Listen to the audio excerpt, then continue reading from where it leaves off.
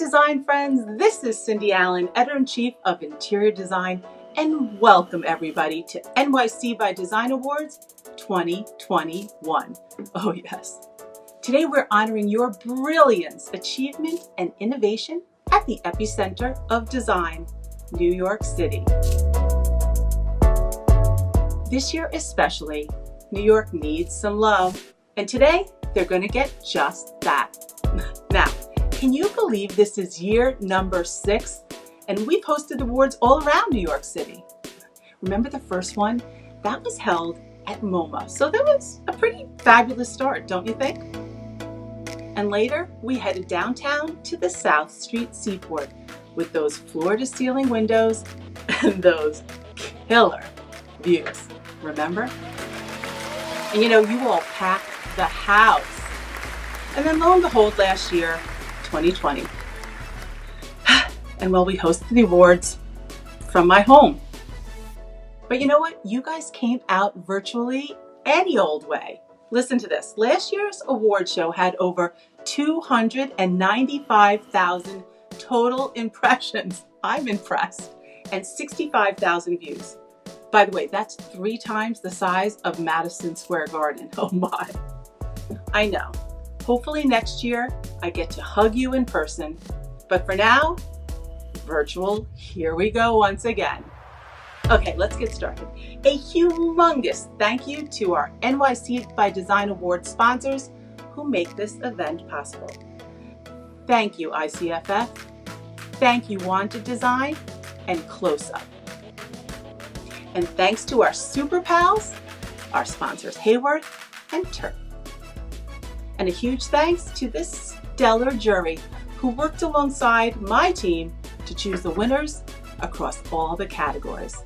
Thanks, guys. Well, you proved once again that design never stops. Even in these crazy times, we still received, listen to this, 553 submissions from 225 manufacturers and 113 design firms. Amazing. And in all 5 boroughs, I proudly add. And now, how about my cool backdrop? Yep, from my super pals and collaborators at Turk.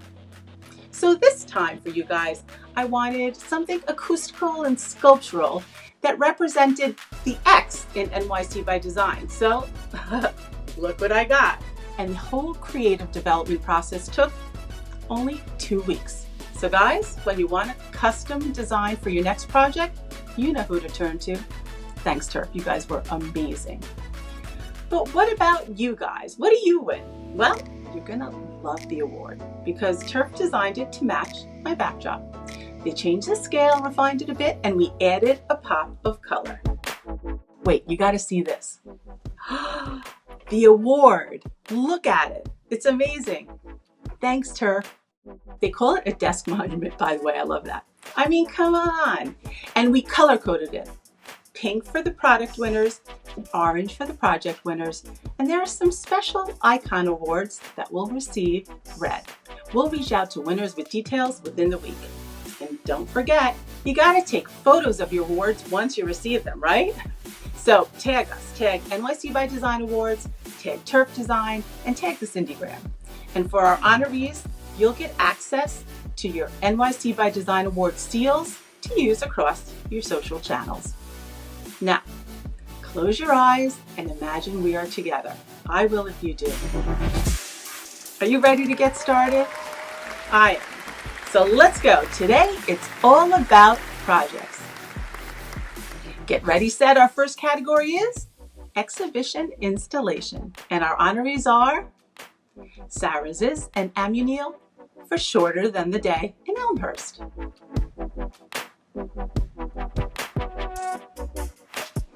And French, California, and Gabrielle and Guillaume for Steinway Landmark Penthouse Exhibition in Midtown.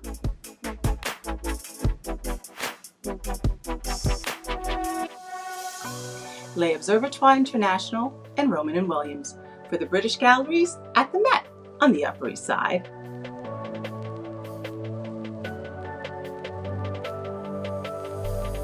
The Brooklyn Home Company, French, California, and Maison Girard for Votre Nissan in Cobble Hill, Brooklyn.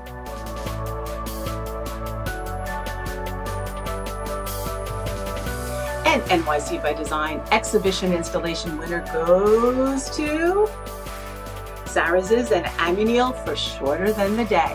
There are over 900 image panels of the New York sky shot over the course of the day. You can check it out at LaGuardia, Terminal B. And off we go to a terrific start. Our next category is graphics and branding. And our honorees are Creme for Bell Fries on the Lower East Side. I want some fries. Design Republic, the Kaufman Lobby Art Experience in NoHo.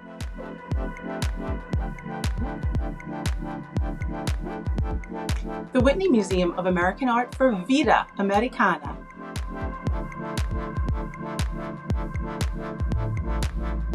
Our graphics and branding winner is the Design Republic. As you walk through the space, the metal blade wall unfolds, telling the colorful story behind NoHo. Love that. Okay, our next category, small, health, and wellness. And our honorees are Alda Lee Architecture and Callison RTKL for health quarters in NoHo.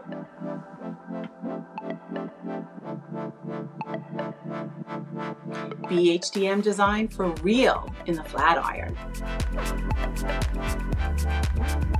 Feel your feelings. Gensler, Columbia Primary Care in Manhattan Valley in Manhattan.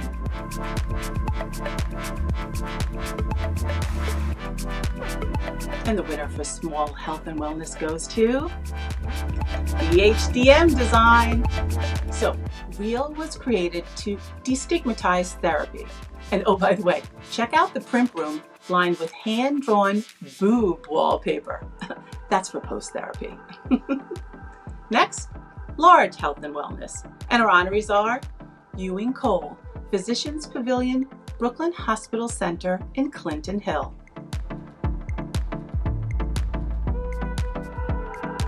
We've got Handel Architects for Inspire in Carnegie Hill.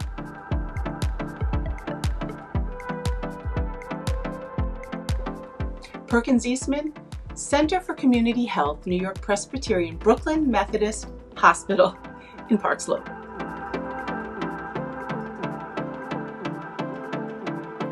Perkins Eastman COVID-19 Centers of Excellence, New York, Health and Hospitals, Gotham Health. They did it in Bronx, Brooklyn, and Queens. Thank you for that.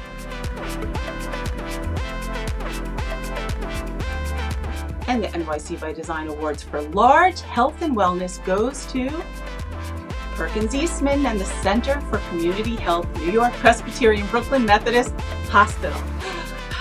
This was the first major ambulatory care facility built in Brooklyn in 40 years.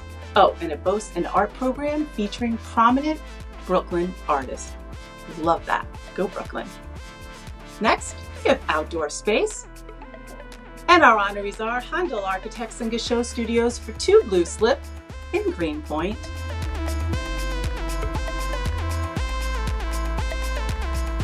Crone Pedersen Fox and Rockwell Group for Edge in Hudson Yards. Whoa. Made as Architects, the Jacks in Long Island City, Queens. Look at these projects. And our winner for outdoor space goes to Crone Pedersen Fox and the Rockwell Group for Edge. So listen to this. The project rises up 1,100 feet in the air and projects out 80 feet from the building. Whoa. We have iconic outdoor space. So check this out. This year we asked for submissions for older iconic projects in the city because we want to celebrate New York. And the winners are sprinkled throughout. The first winner for outdoor space goes to James Cornerfield Operations, Dillers Scavidio and Renfrew, and Piet Odo for the High Line. They were a 2020 winner, by the way. The park has been lauded as an icon for innovative design and sustainability. Oh yes. The High Line adds 3.5 acres of cultivated gardens to Manhattan, reduces the heat island effect, and sequesters over 1.3 tons of atmospheric carbon annually. Impressive. Okay, next we have Greater Good's social and environmental impact. And our honorees are IJ Associates for $11.99 SEIU United Healthcare Workers East in the Garment District.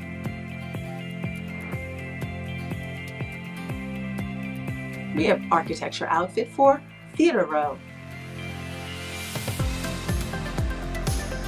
And the Theater District is opening up in September.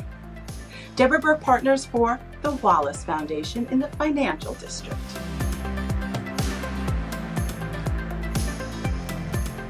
Imre Studio, the Renaissance Project, Harlem School of the Arts, Herb Alpert Center, Harlem, Manhattan. Da-da, da-da-da, da-da-da-da, da-da-da-da. And Marble Fairbanks Architects for Greenpoint Library and Environmental Education Center in Greenpoint.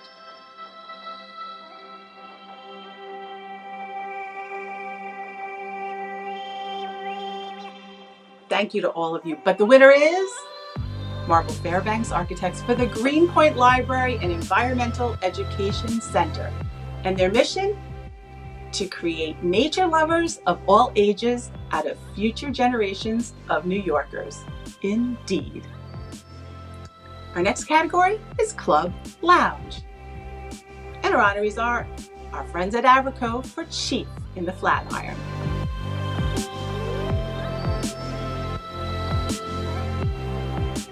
And we have Carpenter and Mason for Talia Beer in Greenpoint.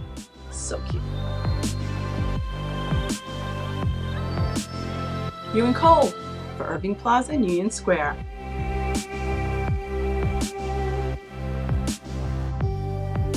FX Collaborative Amtrak Metropolitan Lounge in the Moynihan Train Hall in the Garment District.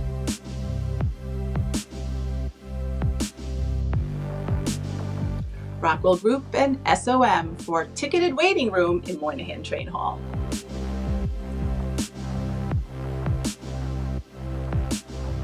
And the NYC by Design Club Lounge winner goes to the Rockwell Group and SOM, elevating the ticketing waiting room of the nation's busiest train station. Oh yes, that's Penn Station.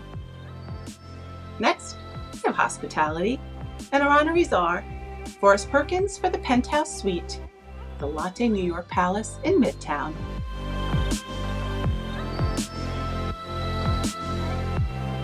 The Rockwell Group for Murray's Cheese Shop and Cheese Bar in Long Island City. I want some. Rockwell Group for Peak in Hudson Yards.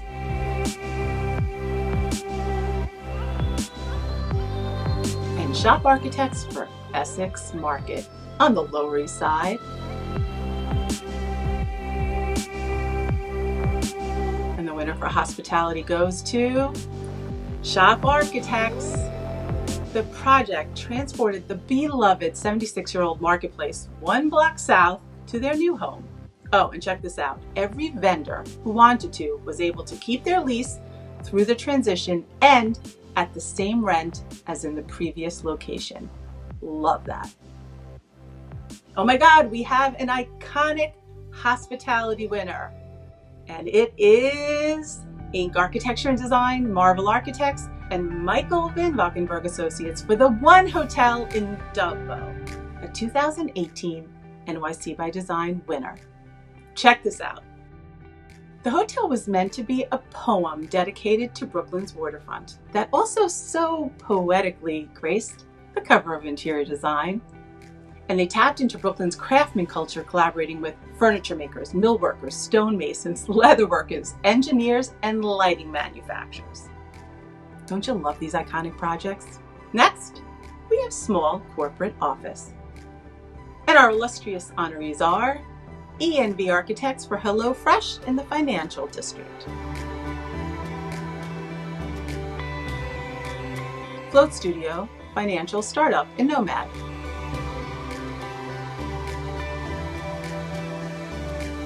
Gensler for a real estate investment firm in Chelsea.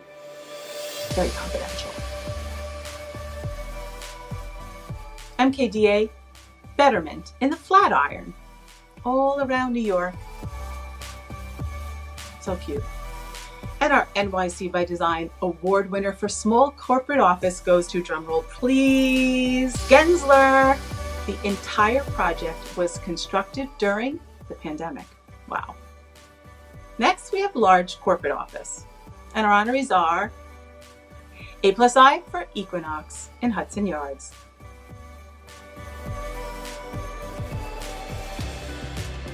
FCA Eyes and Amber headquarters in Midtown.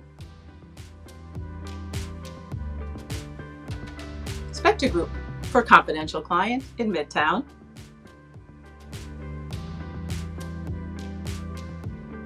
Ted Moodis Associates for Mizuho Americas in Midtown. We're hanging in Midtown. And our large corporate office winner goes to Architecture and Information for Equinox, featuring a social hub called The Spring with panoramic views of the Hudson River. Oh my God, we have an iconic corporate office. Check this out.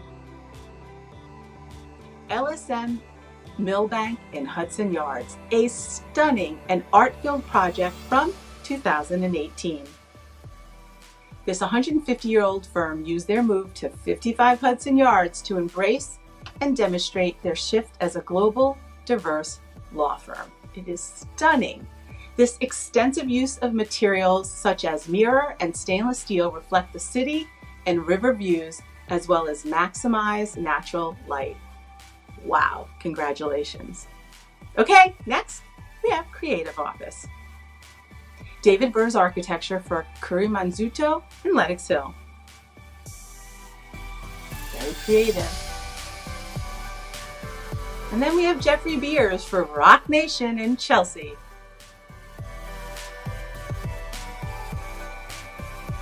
Perkins and Will and their own firm in Nomad.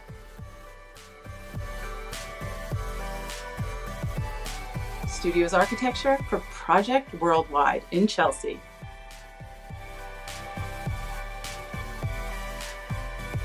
And the NYC by Design Award for Creative Office goes to the very creative Jeffrey Beers. Oh yes, get inspired by music, blue chip art, and design at Jay-Z's Chelsea headquarters for Rock Nation. Congrats, Jeffrey. Next, we have Tech Office. And our honorees are Corgan and Kuchar for FinTech in Nomad.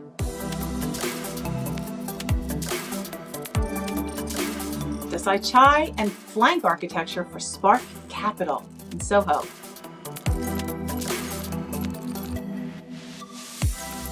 Unispace for JustWorks in the Financial District. They're all so good. WRNS Studio Confidential Tech Client in Soho. I know who it is, but I can't tell you. And our tech winner is Desai Chai and Flank Architecture for Spark Capital, sparking us with design themes of traditional Japanese rock gardens located in Soho. Congrats. Oh my God, a big congrats to all the winners and honorees. Host a social, dance in your living room in your sweats. We love New York and we love you. Are you ready for more? Let's go. And our next category is Commercial Lobby Amenity Space. FX Collaborative for 250 Park Avenue in Midtown.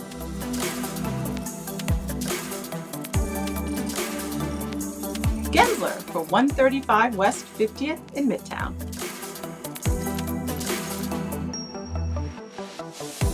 Gensler for 1 Vanderbilt in Grand Central Manhattan.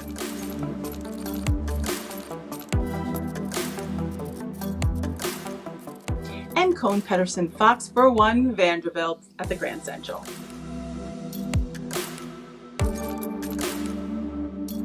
Made as architects for The Jacks in Long Island City in Queens.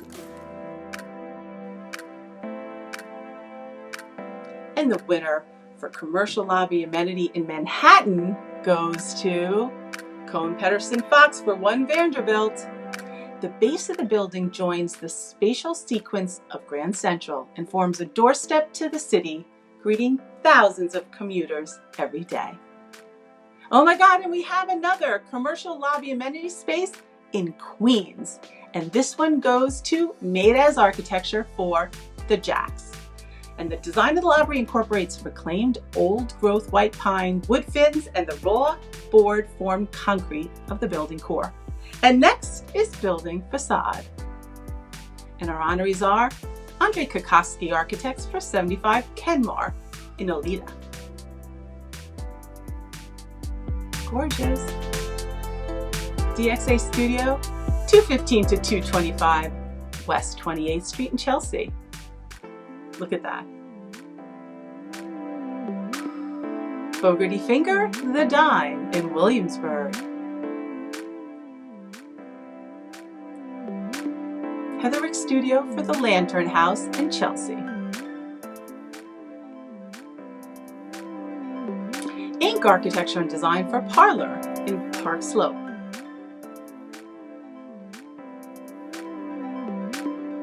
And the winner for Building Facade goes to Heatherwick Studio for the Lantern House, named for its interpretation of the modern bay window. Next, we have Residential Lobby Amenity Space. And our honorees are Bromley Calderi Architects for 101 West End in Lincoln Square. Fogarty Finger for Hollingsworth in Herald Square. March and White Design for the Lantern House in Chelsea. Messark Studio and Fisher and McCoy Architects for 111 Montgomery in Crown Heights. And Span Architecture for Zeckendorf in Union Square.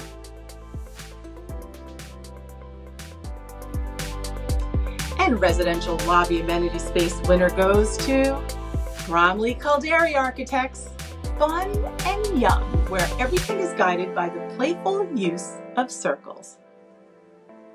Next, small multi-unit housing. And our honorees are Messark Studio and Fisher and McCoy Architects for 111 Montgomery in Crown Heights.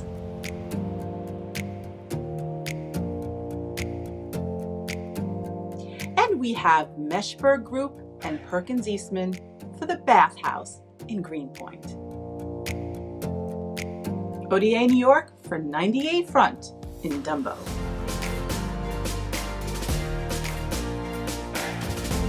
Studio SC 83 Eagle Street in Greenpoint. And the winner for small multi-unit house goes to ODA New York. This was amenity-driven and wellness-centered, with 50% of the units enjoying outdoor space and a well-appointed rooftop. Love that. Okay, next, we have large multi-unit housing. And our honorees are Fogarty Finger for the Dime in Williamsburg. Heatherwick Studio and March and White Design for the Lantern House in Chelsea. Whitehall Interiors and Hill West Architects for Skyline Tower in Long Island City. I want to swim in that. And our large multi-unit housing winner goes to Heatherwick Studio and March and White Design for the Lantern House. Includes a 22-story west building and a 10-story east building, joined by a dramatic glass lobby pavilion below the High Line. Next, we have Small Apartment. And our honorees are Great New York for the Olympic Tower Residence at Midtown.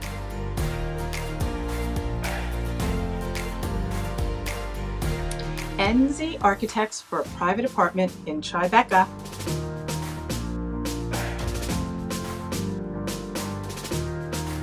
Riad Architecture Design for Penthouse in Harlem.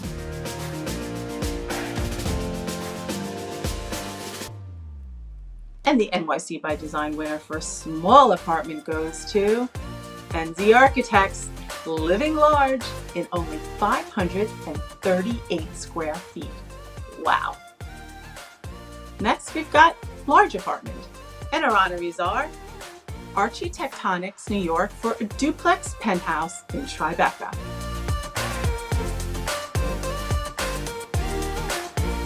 We have David Burr's architecture for DeBross Street Loft in Tribeca. Michael K. Chen architecture for a private apartment in Carnegie Hill. So chic. And Stephen Harris Architects and Reese Robbers and Partners for a Park Avenue apartment in Midtown.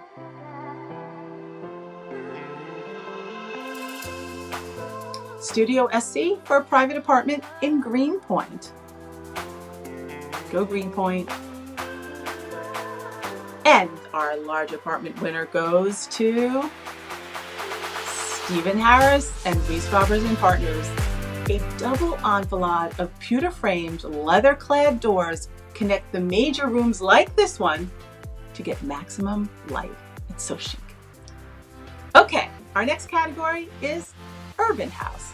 And our honorees are Architecture Information for the Row House on the Upper West Side.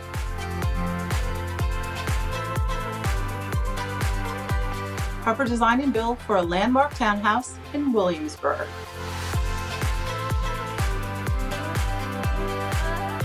The Brooklyn Home Company for Passive Townhouse in Carroll Gardens.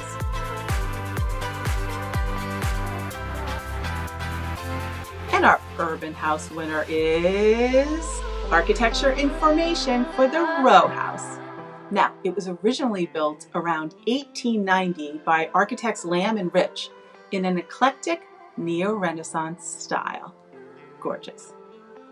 Okay, next we have Residential Transformation. And our honorees are Megan Grahl and Riyadh Architecture Design for the Loft in Dumbo.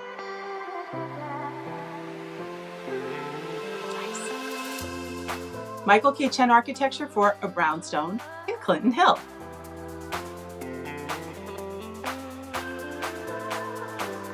The Brooklyn Home Company for townhouse in Park Slope.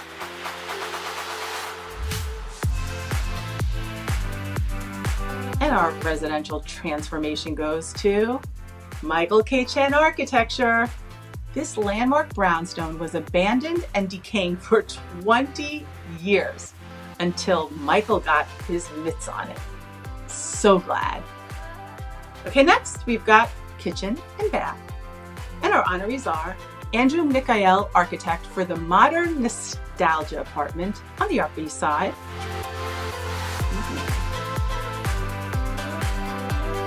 DXA Studio for 49 Green Street in Soho. Pretty.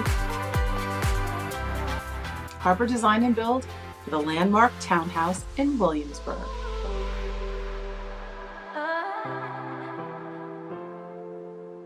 And our kitchen and bath winner is Andrew Mikhael Architect. And the inspiration was the client, who was raised in the dense woods of New Hampshire. I get that. A big hooray to all of our award winners and honorees. New York all the way. Wait until you get your award. You're going to love it. Thank you, Turf. Are you ready for more? We've got a little more. Okay, next is Model Apartment. And our honorees are Kravitz Design and Andrew Kokoski Architects for Penthouse B, 75 Kenmar in Nolita.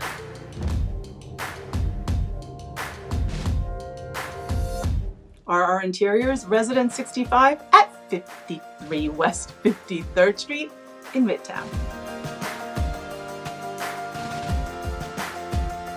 Our interiors for 168 Plymouth in Dumbo.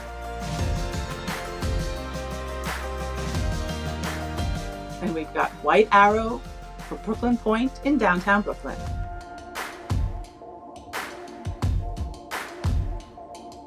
And our NYC by Design Award for Model Apartment goes to our interiors for 168 Plymouth.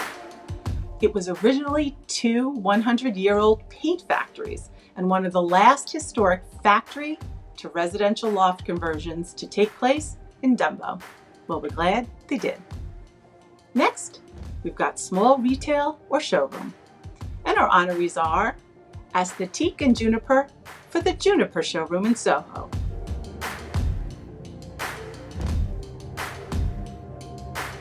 Guillermo Wentz and Sossego for the Sossego Showroom at 200 Lex in Murray Hill.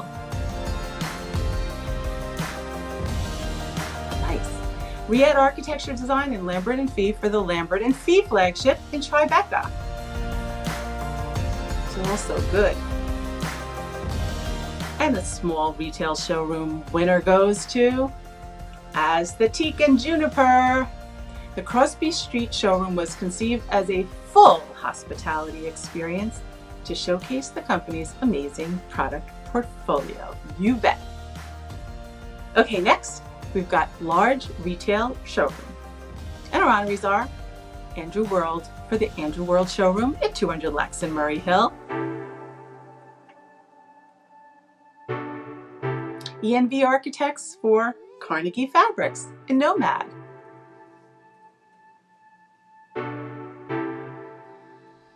Gabellini Shepherd for David Yerman at Midtown.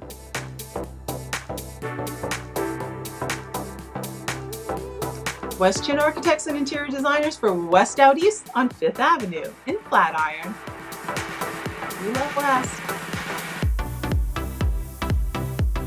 And our large retail showroom winner goes to Gabellini Shepherd for David Yerman. The inspiration for the design came from the architecture of theater. This is a stunner for sure. Congrats. Next we have Staircase. And our honorees are Gensler and Aminiel for 399 Park Avenue in Midtown. Wow.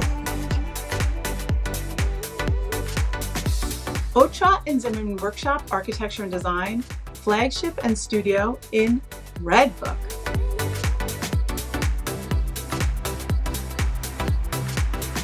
Pembroke and Ives for the Penthouse in West Village. I mean, they're all gorgeous, right? But the best staircase goes to Otra and Zimmerman Workshop Architecture and Design. The spiral is in fact elliptical and it fans out at the base across the full width of the lobby. Amazing. Next, we have On the Boards Commercial, and our honorees are CLB Architects for Filter in Times Square.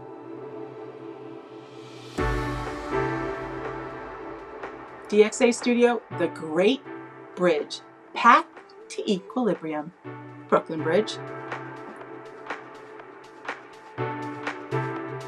Riad Architecture Design for Atmospheric Vale in Rose Hill.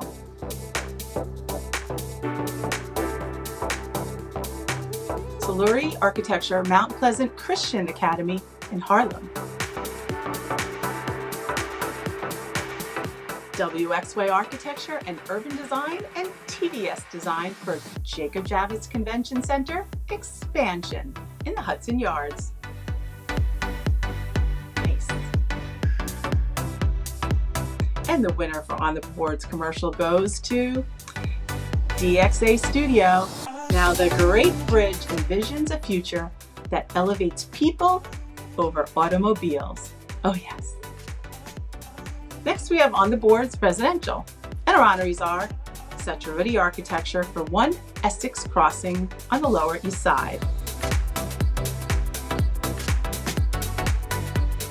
Ramona Albert Architecture for private residence in Fort Greene. Shelton Mandel, Salon des Soleil in Midtown. Shop Architects 9 DeKalb in downtown Brooklyn. SOM and Jean-Louis Denoy for the Towers of the Waldorf Astoria in Midtown.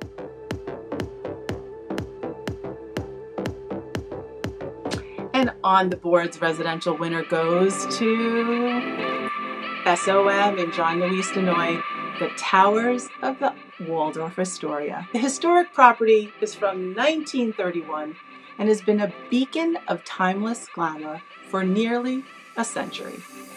Congrats. And our next category is outdoor dining. Now, this is a special category. We created it to honor all the firms that participated in supporting the city during the pandemic in this noble initiative. So, the following are all winners. Here we go. We have NYC Economic Development Corp for Design Core in Chinatown, East Harlem, Midtown, and the Seaport District. They targeted under-resourced restaurants in neighborhoods hardest hit by the pandemic. Thank you. And our next winner is the Rockwell Group for Dine Out New York in Bronx, Brooklyn, Manhattan, Queens, and Staten Island. They designed it all pro bono and in coordination with the NYC Hospitality Alliance. Thank you, Rockwell. And WXY Architecture and Urban Design, Body Lawson Associates, and JP Design for Renaissance Pavilion, Strivers Row in Harlem. This initiative supports 32 independent small New York businesses, 27 of which are Black-owned. Thank you for this. Okay, our last category is New York City's Shining Moment. And our honorees are, we have Cohn Pedersen Fox and the Rockwell Group for Edge in Hudson Yards.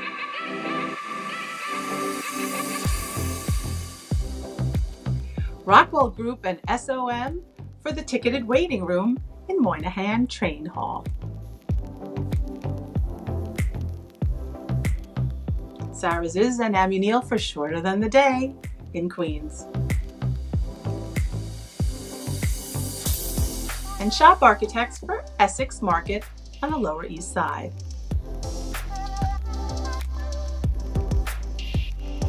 And our NYC by Design's New York Shining Moment goes to Cohn Pedersen Fox and Rockwell Group for Edge. Using materials from around the world and gesturing towards the center of Manhattan, Edge's monumental triangular form completes the building's architectural dialogue with New York. Yes, yes, yes. Oh my God, and we have one more winner. We end on an iconic shining moment, and here we go. And our winner is Rote Studio and Studios Architecture for the New York Stock Exchange, completed in 2018. The preservation and interior design encompasses almost 45,000 square feet on the 6th and 7th floors, and drawing inspiration from the classical architecture of 100 years ago and the streets of Manhattan's neighborhood today. What a treasure. Congratulations. Well, there you have it. A huge thanks and a bigger hug to all the winners and honorees and to the real star of the show, our beloved New York City, who shines in all her glory. Now, see you tomorrow, same time, same place, when NYC by Design Awards celebrates product. I'm Cindy Allen, Editor-in-Chief of Interior Design. See you then. Bye.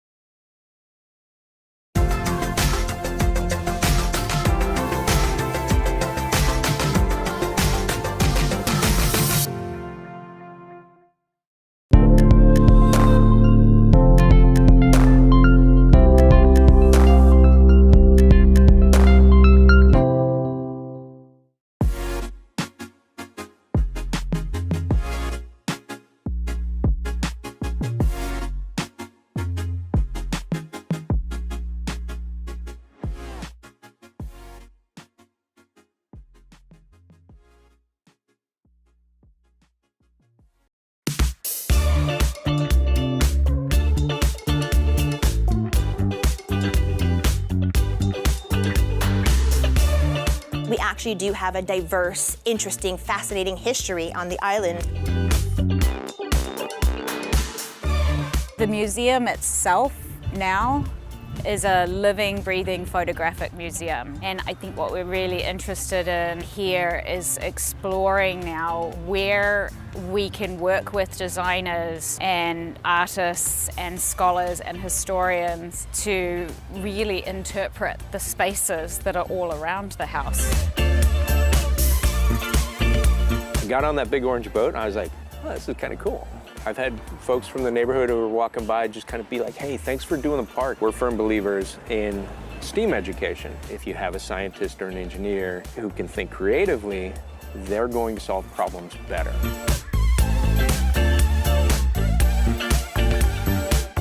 One word that would describe the St. George artistic community would be inclusive. Unique. Evolving.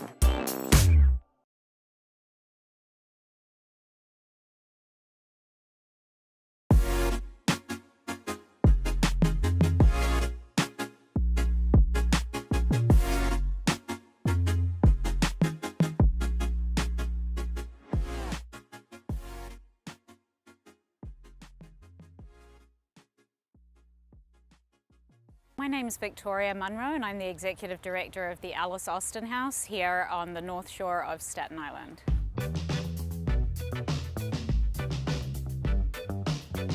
The Alice Austen House was originally a two-room Dutch farmhouse that was built in 1690. Alice Austen moved in here when she was very young. It was bought by her grandfather in 1844. He transformed the farmhouse into the Victorian Gothic cottage that you see behind me today.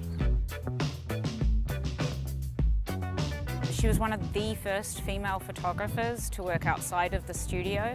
So she would transport up to 50 pounds of photographic equipment on her bicycle and take to the streets of Manhattan and document immigrants at work, and also the world of her travels. She lost all of her money in 1930, struggled to stay here with her partner Gertrude Tate until 1945 when they were evicted. At that point, the house changed hands a few times, but it was in pretty bad disrepair, and it was then slated to be demolished to build a high-rise complex because of course we have incredible views of Brooklyn, Manhattan and New Jersey. Concerned citizens got together, the Friends of Alice Austen was formed, and they managed to landmark the property and save the house. It underwent a huge renovation in the early 80s.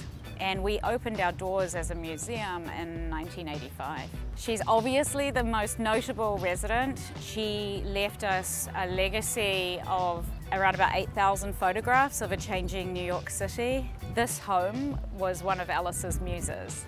So she photographed it over the course of 60 years. We had all of that really, really essential material, right down to being able to recreate the little birdhouses that her grandfather put. And I think what we're really interested in here is exploring now where we can work with designers and artists and scholars and historians to really interpret the spaces that are all around the house, not just focus on the house itself, because the grounds are so important too.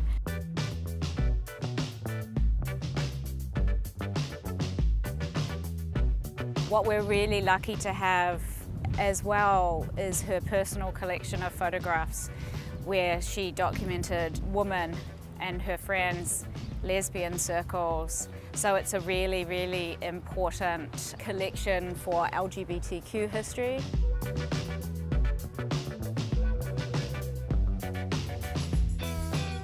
The museum itself now is a living, breathing photographic museum.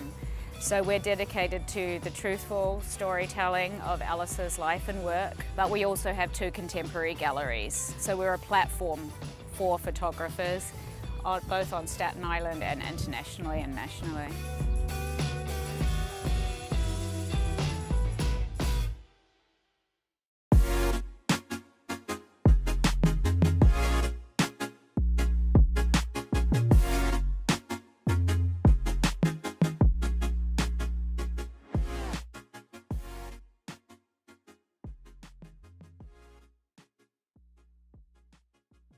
Hi, everyone. I'm Val Hoffman, Program Director for NYC by Design. Formed in 2013, but recently organized as a nonprofit organization, NYC by Design is committed to empowering and promoting New York City's design community through mission-based programming and our annual festival.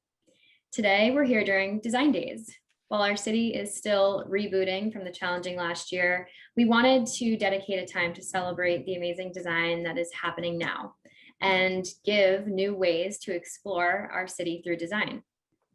As part of that, we launched Self-Guided Journeys, a beautiful and highly interactive platform to explore some of New York City's most creative neighborhoods. Whether you live in the 5 boroughs or 5,000 miles away, we've compiled an opportunity for everyone to experience NYC's design scene. Thanks for joining us today as we bring the self-guided journey maps to life within the neighborhood chats. From South Bronx to Red Hook, we're excited to check in with some of our design friends across New York City. Today, we're heading to St. George, situated on the North Shore of Staten Island and easily accessed from downtown Manhattan by the Staten Island Ferry. St. George is an urban getaway. The waterfront neighborhood is home to some of the borough's most interesting cultural institutions and hidden gems. And I'm excited to have with us today 3 design leaders in the neighborhood. Scott Van Kampen is the co-founder of Makerspace NYC.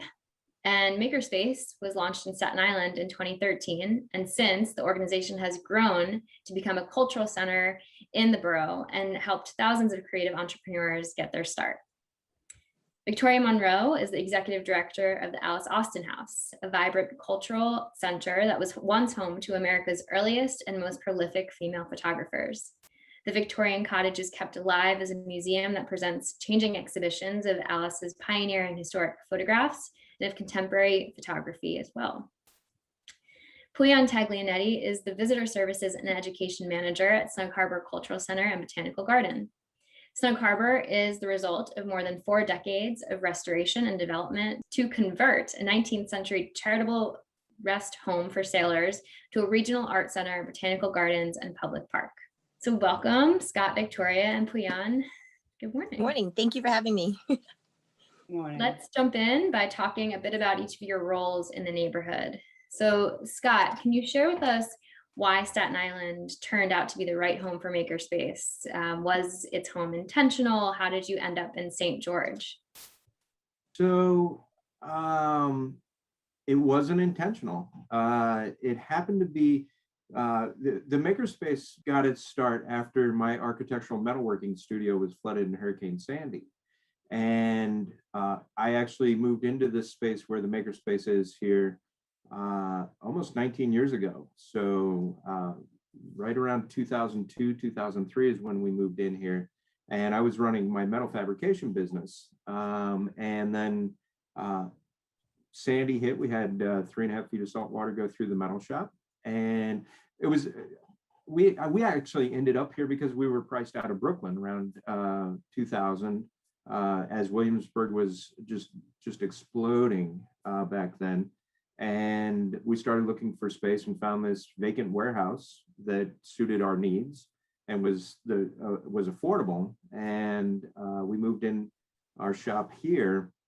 And I was running my business making art and doing architectural projects, mostly high-end residential type work. And then we had Hurricane Sandy where we were flooded. And during the cleanup from there, we thought it was a good opportunity to switch gears and do a makerspace. My wife and I are both artists, and we had been familiar with the maker movement and wanted to create a space that we could give back to the community and people could access the space, access tooling, and we could encourage them to really make whatever they want to make and start a business and make our neighborhood and community better locally. So that's kind of how we got our start.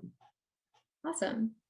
And Victoria, tell us a bit about the Alice Austin House and its sense of place. Does its location have a lot to do with its long history?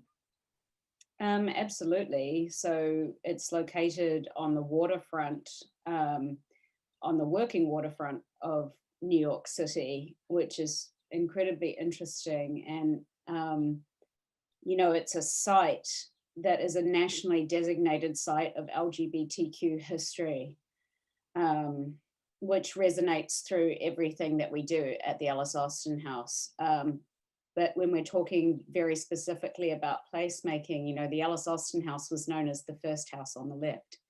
And that means that when you come in to the Verrazano Narrows, when you're entering into the New York waterways, you see this little white Victorian Gothic cottage. And it's quite significant, and it's really interesting, you know, at Scott's space, that is also home to Maker Park Radio.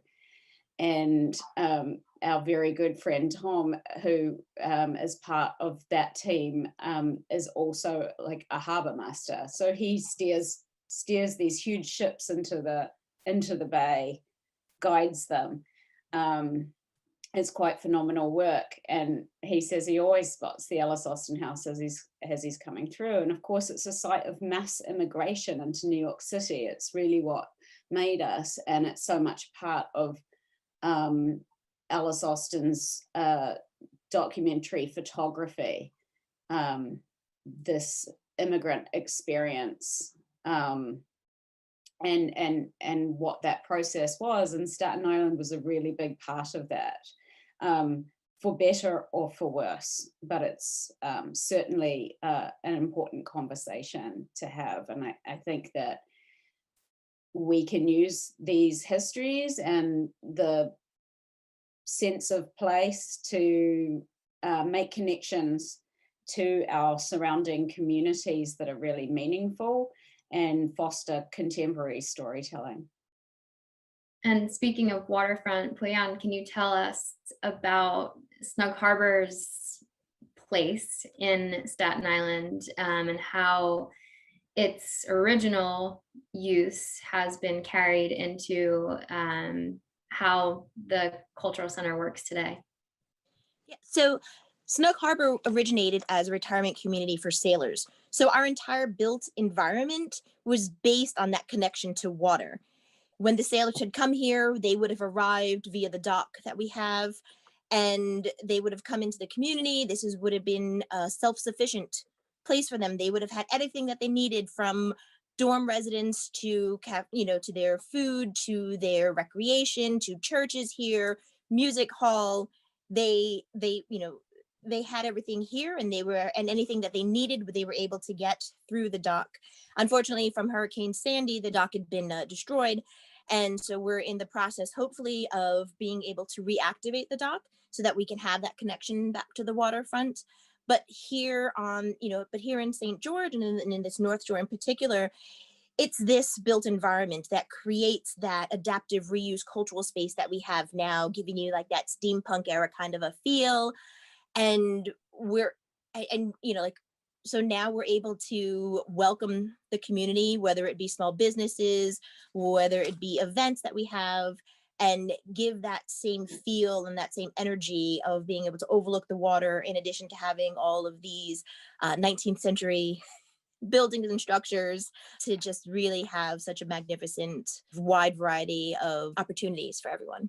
Well, most of you know St. George holds a special spot in my heart. I started my career in a lot of St. George-based projects. So as I've continued to work with NYC by Design, it's really been lovely to continue to promote the amazing institutions and design gems that are on the North Shore. So I want to talk a little bit about the community. I know Victoria, Scott, you know each other, and both of your institutions have no doubt worked in some capacity with Snug Harbor. Tell me a little bit about those collaborations that you come up with. How does your institution collaborate with other Staten Island, St. George institutions, and what does that design community collaboration look like?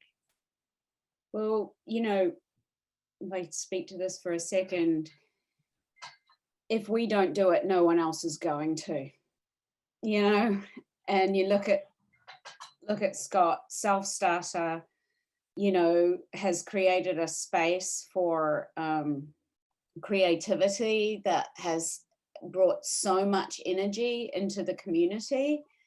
I wish I had more time to spend there myself, but of course I'm busy programming my site. But in terms of collaborations, like, we've got to have each other's back, you know. And I think this has been really highlighted by the pandemic and the way in which we've needed each other for really basic support or information, like, what the hell are you doing, you know? And this is the way artists work. I didn't say when I initially was sort of speaking that I'm also an artist. And so I also migrated to St. George from Williamsburg, being priced out and wanting space and something really different. And wow, it was radically different. And the way I found my community on Staten Island was through Staten Island Arts. It was through applying for a grant to support my own arts practice. And I was able to meet people that way because I wasn't sure how to navigate the island. Actually, it doesn't necessarily present itself to you, right? So it takes the work of Snug Harbor, Makerspace, Staten Island Arts, the Staten Island Museum, and all these culturals to do that for the community. Not, I mean, also a tourist space that wants to come and explore Staten Island, but it's really essential. And these support networks for any creative, you can't do it or survive without each other. Yeah, that's absolutely right. And we've been lucky enough to work with, you know, all of these institutions on the North Shore in amazing capacities, right? So we hosted Alice Austin House, brought a shipping container here to Maker Park and made a giant pinhole camera dark room and set up a bunch of pinhole cameras. And we had pinhole camera day here, which hundreds of people showed up to and made prints and learned the process.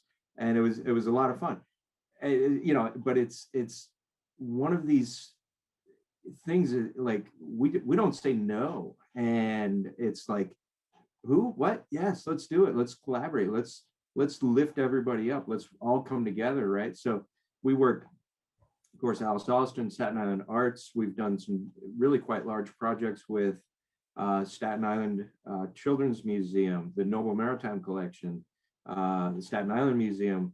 We worked with the museum there and built a biplane for their women's suffragist show that they had.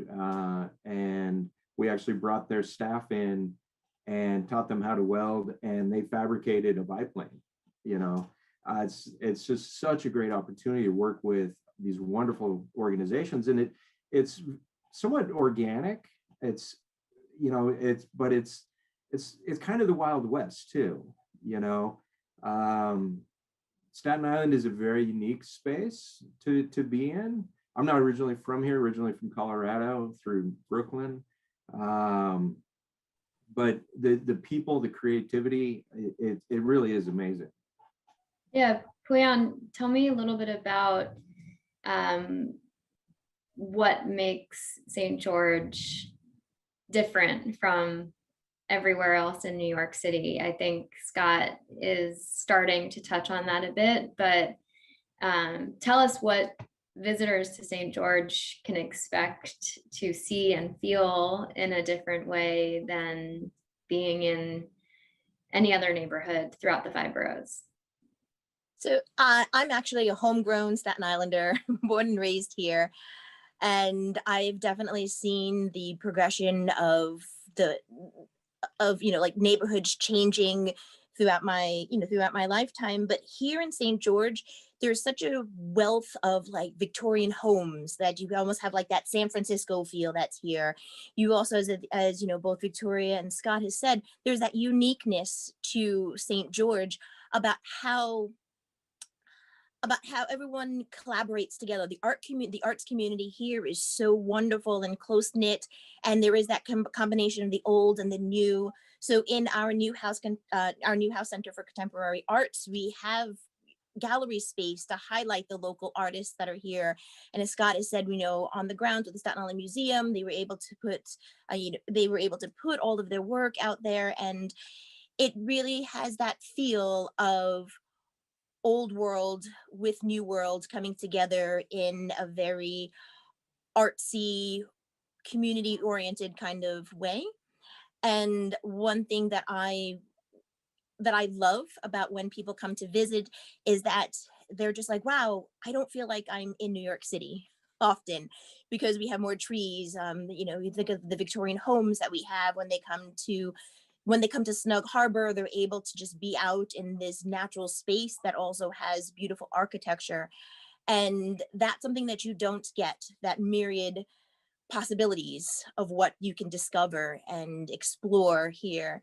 And that's, for me, that's what is really the takeaway, and what is the absolute gem of St. George, is that you can experience all of these wonderful different cultural experiences. You can have that, and you can also be connected to the artist community and have that family feel.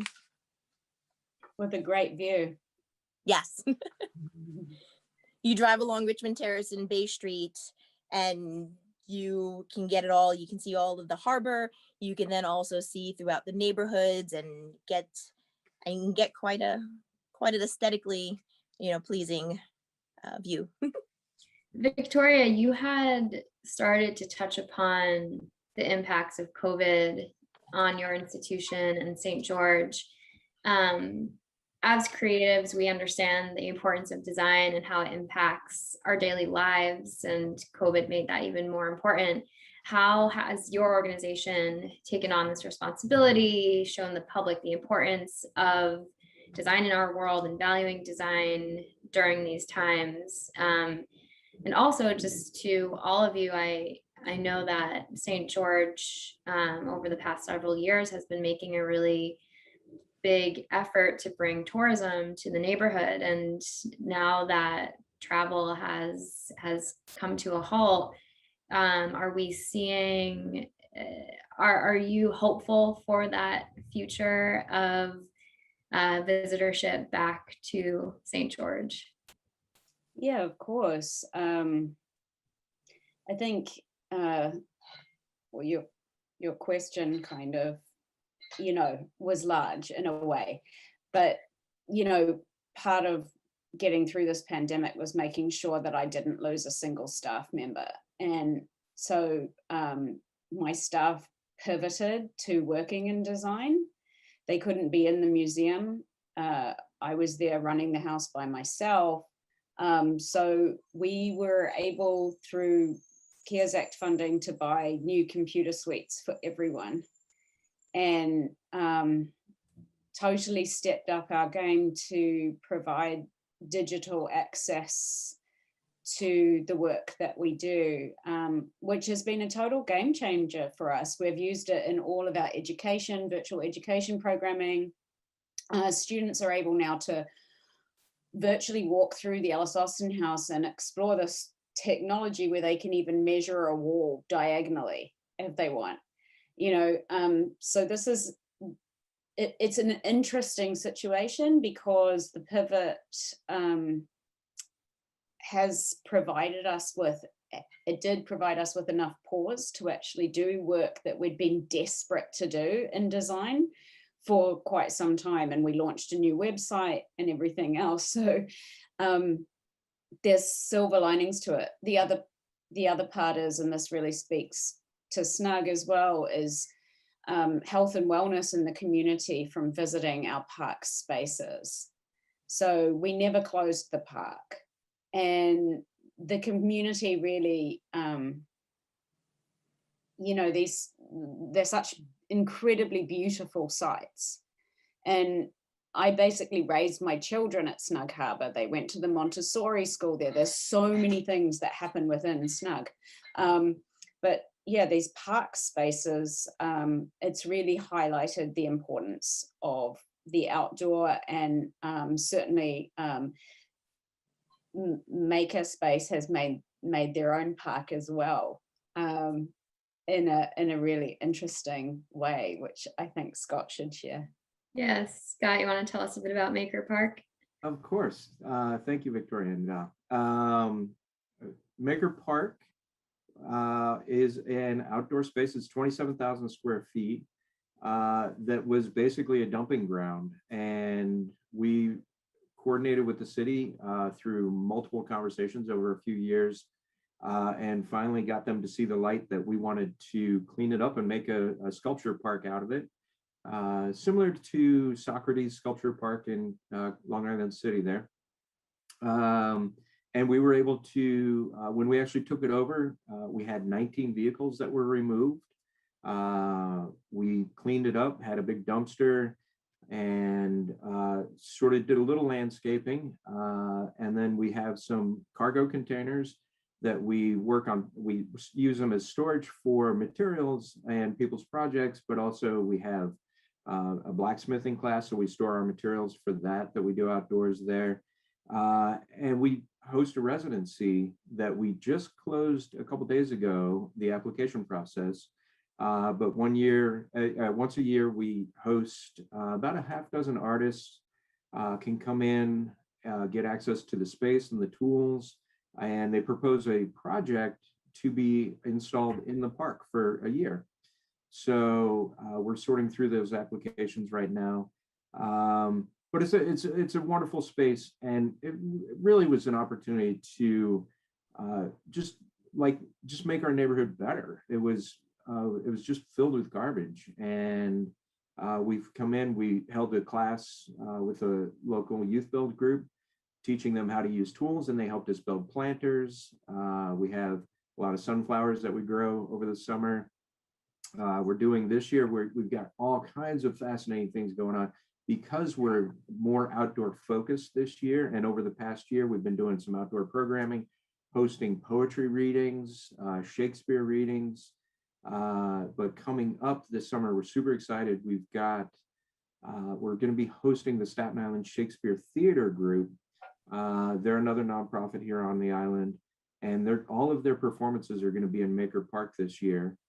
And when they're not performing on the weekends, the opposite weekends that are open, our radio station, which is another nonprofit that started within our makerspace, Maker Park Radio that Victoria mentioned earlier, they are going to be doing dance parties and live music. So again, giving back to the community and opening up some creative avenues there for people to come in socially distant but be around people and enjoy art. Maker Park Radio will be our inaugural weekend for a sort of semi-collab with Makerspace, which has been happening in Brooklyn with Worthless Studios, the Plywood Project. So we'll have a sculpture on our lawn, and on May 15th, Maker Park Radio will activate that. And just a quick explanation of what the Plywood Project is. This group called Worthless Studios has saved all the plywood from the protests last summer. And they've gone through with about, I think it's 5 or 6 artists, and they're repurposing that plywood into sculptures that are going to be placed in all 5 boroughs. And the sculpture for Alice Austin is the first one to come out of the shop and be installed. Yes, and anyone who's watching, both the Staten Island Plywood Project and the Queens Plywood Project are on our self-guided journey platform, so you can take a look at them there.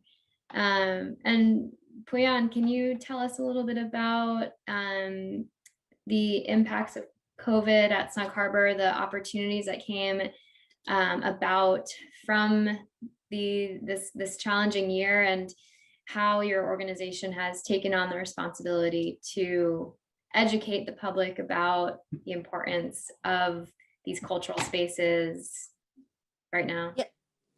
As Victoria had said before, we, both Alice Austin and Snug Harbor, we had never closed throughout the pandemic. We had our open spaces, and our gardens were always available to the public. And We actually had received numerous messages saying how it had been such a place of solace and respite for people, because it was a way to relax in a safe space for them in a beautiful environment.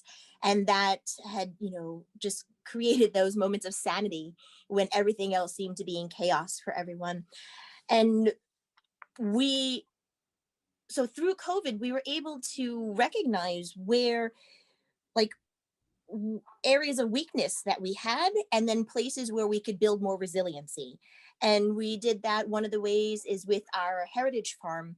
We had pivoted from a restaurant focused model for our production farm, and we have implemented a CSA, community supported agriculture program, where our community is able to buy into receiving 20 weeks worth of shares from our farm. So we're able to give to our community local organic produce that is like grown right here in their backyard, and people can come and see, they can help volunteer, and we were able to do that in a safe manner. And so for us, that was a really important thing. And then we were also able to address and recognize places where, such as environmental stewardship and access to fresh water with our wetlands. We were able to support and express the community's diverse artistic expressions through the different Newhouse Center for Contemporary Arts programs, both virtually and coming up soon. We have the opening actually tomorrow of some of our, of our gallery. And then we were also able to recognize how, like, we could support historically marginalized community members, Black and Brown community members. And so we're partnering with these local organizations of Black and Brown organizations to create a Juneteenth celebration. And it's something that's coming up on June 19th, where our community members are the ones driving this event. To close, I just want to ask each of you a quick question. When in St. George, what is your favorite place to go? Do you have a favorite restaurant, a favorite shop, a favorite cultural space? I know you all work at such awesome places already, so you don't have to go far, but if you were to venture outside of your own space, where would you go? One of the things that's very difficult is access to the waterfront. We see it, but we can't get there. And I used to scale down rocks to sit right on the water near the ferry and watch the enormous cargo ships coming in, and they would be so close to you. And it's this moment. And so there's ways that you can steel yourself down to the waterfront. And I would have to say that that's a little bit of it for me. I know for my family, we love Dosa Gardens restaurant. I know we're regulars. And so that's one of our highlights. We're able to, get takeout and then go to walk. So close to Snug Harbor is Walker Park, and my kids can play tennis there. Then go to the playground. We can have a picnic there. And so that would be one of my favorites. My favorite thing is literally going down to the water and watching the sunrise. And I do it almost every day. The waterfront, the North Shore waterfront, is really something that needs to be maintained, and the access needs to continue for the people that live here. I think it's very important. Scott, Victoria, Puyan, thank you so much for joining me today for our In the Neighborhood chat. I loved talking about St. George with you. And everyone who's watching, be sure to visit our self-guided journey platform to learn more about amazing design spaces here in St. George and also throughout Southwest Brooklyn, the Bronx, SoHo and Tribeca, Long Island City. And we hope you're enjoying Design Days, finding time to join many of the events that are taking place as part of this program. And finally, a special thank you to SANDOW for airing these neighborhood chats on DesignTV. We'll see you next time, everyone.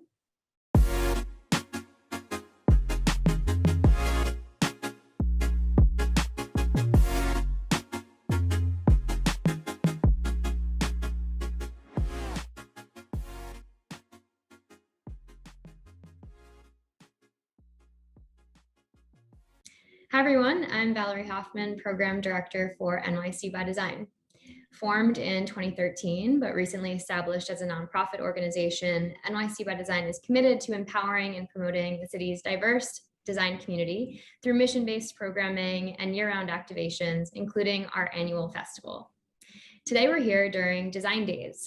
While our city is still rebooting from this challenging year, we wanted to dedicate the time to celebrate the amazing design that's happening now and share new ways to safely explore our city through design. As part of this effort, we launched a new platform called Self-Guided Journeys, a beautiful and highly interactive way to explore some of New York City's most creative neighborhoods. Whether you live in the 5 boroughs or are 5,000 miles away, we've compiled an opportunity for everyone to experience NYC's design scene. Today, we're heading to SoHo and Tribeca. These downtown Manhattan neighborhoods emerged from the gritty 1970s and 80s, where struggling artists and designers moved into the area en masse. Still largely characterized by cobblestone streets and cast iron buildings, the area is now a shopping district, host to upscale showrooms, many design studios, and restaurants. I'm excited to have here with us today 2 design leaders in SoHo and Tribeca, Zhang and Anna Carlin. Founded by Tommy, Studio Zhang is a lifestyle design firm focused on residential work and hospitality. It's a full-service studio on 41 Grand Street that centers on distinctive modern design. The firm recently opened the doors to its first experiential concept store, Shop Zhang, a collection of Studio Zhang's products, furniture, and finishes, complemented by objects from artisans around the world. Anna Carlin is the founder and creative director of her studio, Anna Carlin Studio on Eldridge Street. In addition to the studio's furniture and lighting collections, her practice encompasses everything from digital and print to interiors and set design. She believes strongly that all the disciplines contribute wonderfully to each other, and therefore no one area must remain untouched. Thank you, Tommy. Thank you, Anna, for being here today, and welcome to you both. Thank you very much for having us.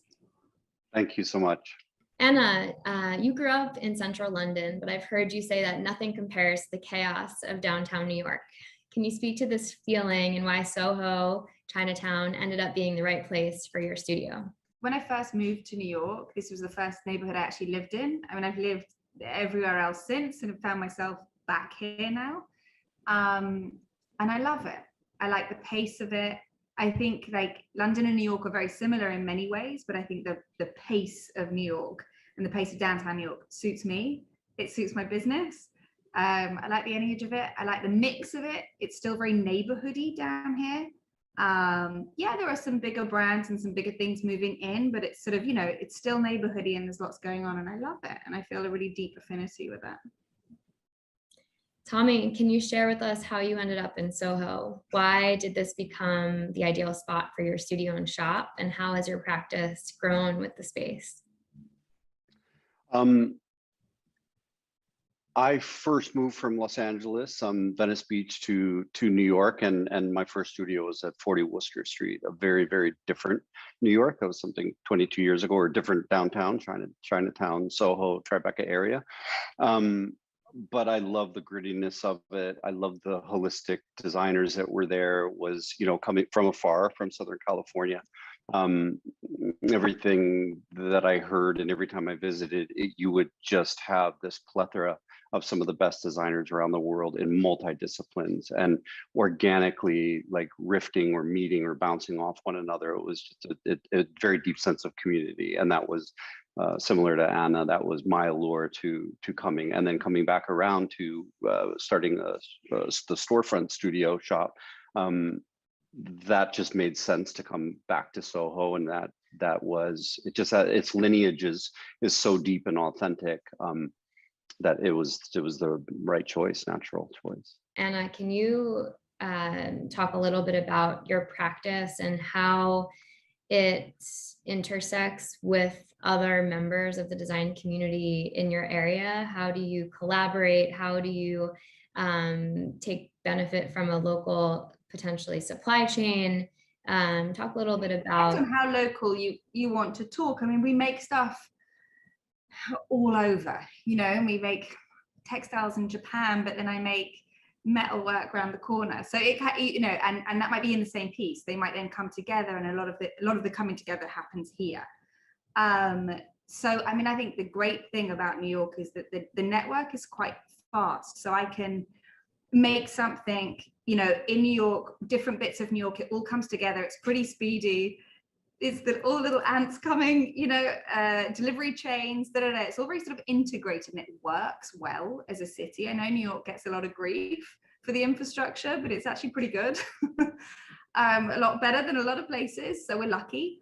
So it works really well in that point. And then in terms of like immediate neighbors, we've got loads of friends in the neighborhood. So like if we're doing a shoot in here and I'm short a light or something, I call my mate and I'm like, oh my God, can you lend me this? And you run to their studio and they'll give it to you. And it's nice. And there's plenty of that about. And lots of friends have different types of creative studios in the area. So we're quite often, a lot of people borrow tools off me. I'm tool central. And other people lend me more technical things. Yeah, and I also think like I'll speak to some of Anna's work and people she works with. Like, it's also the design community. She happens to shoot with photographers and stylists that we work with, like Adrienne Gowder, Colin King, and she's doing this beautiful scenography with her pieces, and that's part of the downtown design culture. They're very much also part of, you know, how the voice is via visuals, and then her studio, same as ours, they shoot our work. And so it's also not only, as she says, neighbors or people borrowing tools, but it is people who are immersed. Adrienne lives in Soho, Colin lives over in the west side of downtown. And the community of us that is downtown working to, you know, we work kind of a few degrees of separation, but it's all the same similar community. So, I mean, sorry to jump in on that, Anna, but it's kind of like, you know, and her showing scenography or showing other things in the same way, we can host artists in Shop Zhang, and we can bring people in because we can take these types of chances. Hopefully it will, you know, the new Soho or the new downtown, et cetera, will shift, because that's why people love to come and discover the studios or the things. They love it because there is the balance. And I think this is the reset.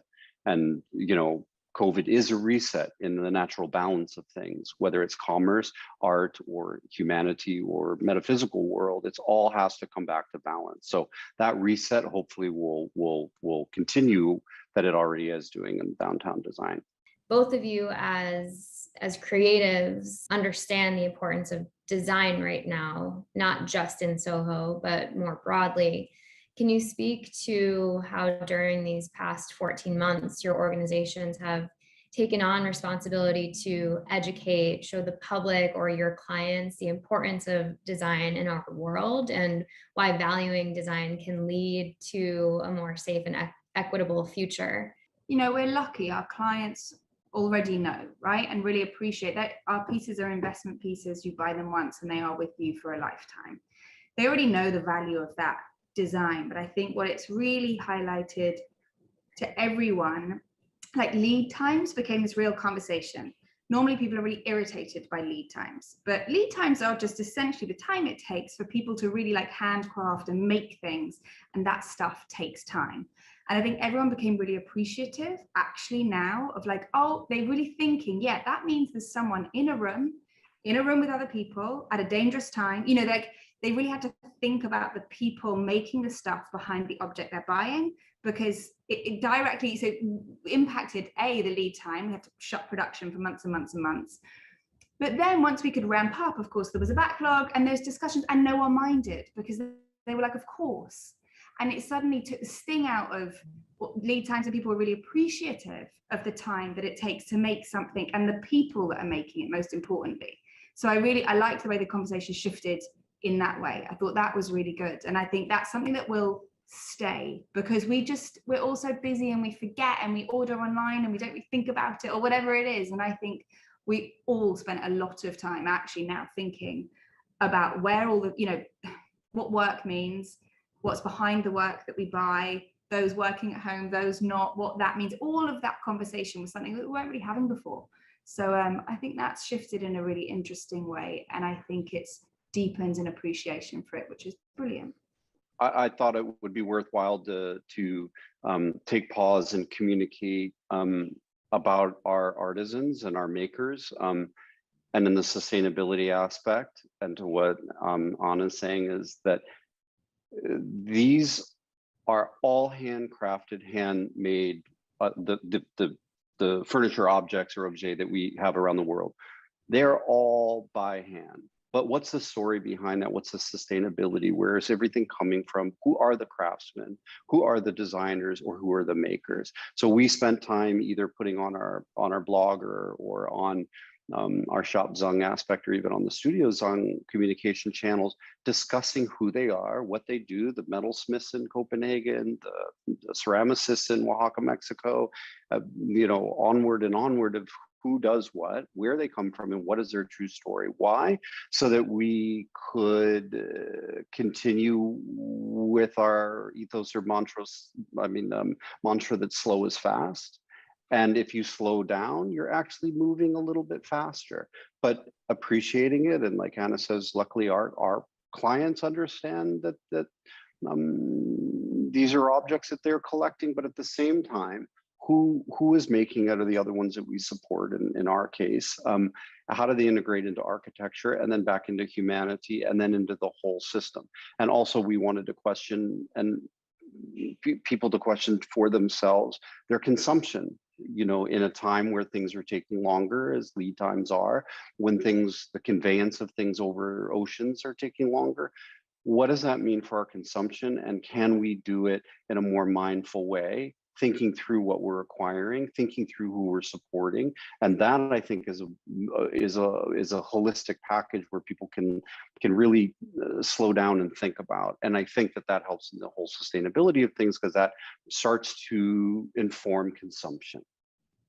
Tommy, regarding your audience, so of course, Soho and your neighborhood right outside the shop, typically great streetscape energy, and that's coming back. But a lot of your shop audience, I would assume, are have in the past been visitors, so international visitors coming to Soho and passing by the shop. How has that changed? Hopefully that will come back. And does that audience influence the objet that you typically put in the shop? And have you thought any differently about that based on the current audience that we have in New York City and that we might have for a while? Good question. Well, firstly, there's not many people on the streets, so there is not that. Unfortunately, there's not that sense of discovery. Obviously, we had to shut down. Soho was very dark, in all sorts of ways. It's starting to open up, but yes, we miss that sense of where people can just come in and discover. Luckily, we have the luxury that our architecture firm and design firm is in the space, and the retail is really just a luxury fun thing to do, where we can allow people to come in and discover. We're not dependent upon the sales.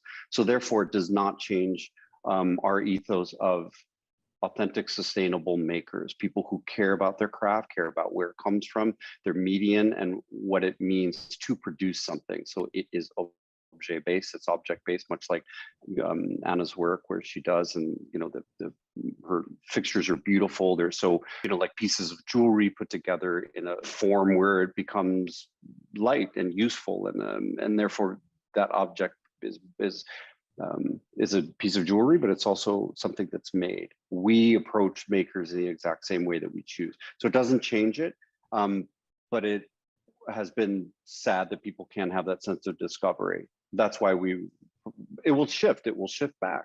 People will come back, and they'll come back hopefully on both sides with more opportunity, looking deeper into what they do find, because half of the storefronts are closed in downtown, over half of them are shut. Some of the big box retail is shut, which again, hopefully opens opportunity for the chances for the younger designers, but also people will stop and think if there is somewhere to walk into, and if there are open studio spaces, and et cetera. And hopefully when it opens up, all of us downtown will, get together as a coalition and start to riff off of other people's studios. Hopefully we can get to that sort of, new shift to new shift to the new normal, or whatever you want to say. But yeah, it didn't change how we look at things, or how we acquire or choose. But we'll have to wait. People will slowly start to engage again, which they are. And Anna, have you found any new ways to engage with your clients over the past 14 months? Has it been a challenge not being able to kind of bring people into your space? And challenge as such, I mean, I think I just miss them. Like we built this studio, like I designed our where we actually work, our design part of it, not the show, sort of in this beautiful kitchen, and our desks are designed like big dining tables, because no one, you know, who wants to work in an office? And it was built to host. It was built to have dinners and drinks and nice things. And I just want people, I want it back. So no, it wasn't that it was any more challenge. You know, I think there's been a lot more other challenging things for other people in this bit than that for us. But yeah, I'm looking forward to having everyone back. Yeah. So let's talk a little bit more about what makes, what inspires your practice from the place that you work. I think we've talked a bit about the Soho neighborhood and the creative community, but talking more specifically about your designs, each of you, how has Soho inspired those directions you've gone with your work? It's funny, I think for us, a lot of it is about space. So kind of as we grew, the pieces could grow, because where am I going to prototype this? You know, where am I going to build the maquette for the 25-foot long light? You know, whatever it is that we're working on. And I think as I grew, I used to have a loft in Chinatown, and we, you know, grew out, and then we grew out of that, and then we grew into another space. And I think for me, so much of where you work, your work is informed by your sort of space limitations in some ways. So I think the work gets bigger as we get bigger. For me and for our studio, it's so international, and you know, my son grew up in Europe, between England and Copenhagen and Denmark. I'm used to global design, and I think that Soho keeps me and the studio acute on that. There's just, you know, the best of the best. It keeps us honest. It keeps us thirsty to learn more, and not settle. Like, never ever let design settle. It should never fall short. How would you hope to collaborate with another member of the Soho design community in the future? Or how are you currently collaborating with another designer, maker that you're truly excited about right now? I think, yeah, I will have to speak to what Anna said before. Like, I just wanted to open up so we can have, you know, more showcasing of artists' work in our shop. Like, that is so exciting to me. We did something called Thursday Bar, which in Copenhagen, they do a Friday bar, and all the design community just rides around and has open studios. Talking to other people in the neighborhood that are in the design, and I would like to try to thread that together once we open up again, because I think it's good for everybody. That excites me. There's a lot of artists out there. I can't speak to one, but we had a lot of different people, but that we had a lot in the pipeline. So we have a collaboration with Linus Bikes that are going to come out, Master and Dynamics. So that's exciting that we're already in the works of doing. But I just love supporting other artists and seeing them work and giving them a showcase. And that's kind of the luxury we have of that storefront in Soho. And I miss it dearly, like same with dinner parties or what have you, just having people in and letting them just, you know, do what they do, and just not being dependent upon anything other than letting people be inspired by design and art.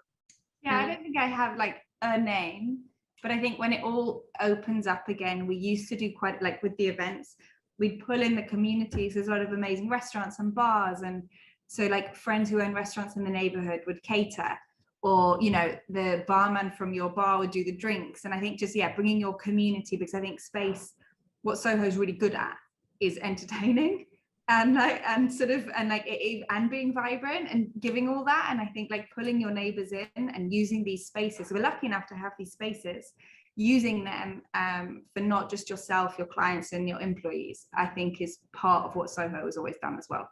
So I think, yeah, getting back to that. So Chinatown, Soho and Chinatown.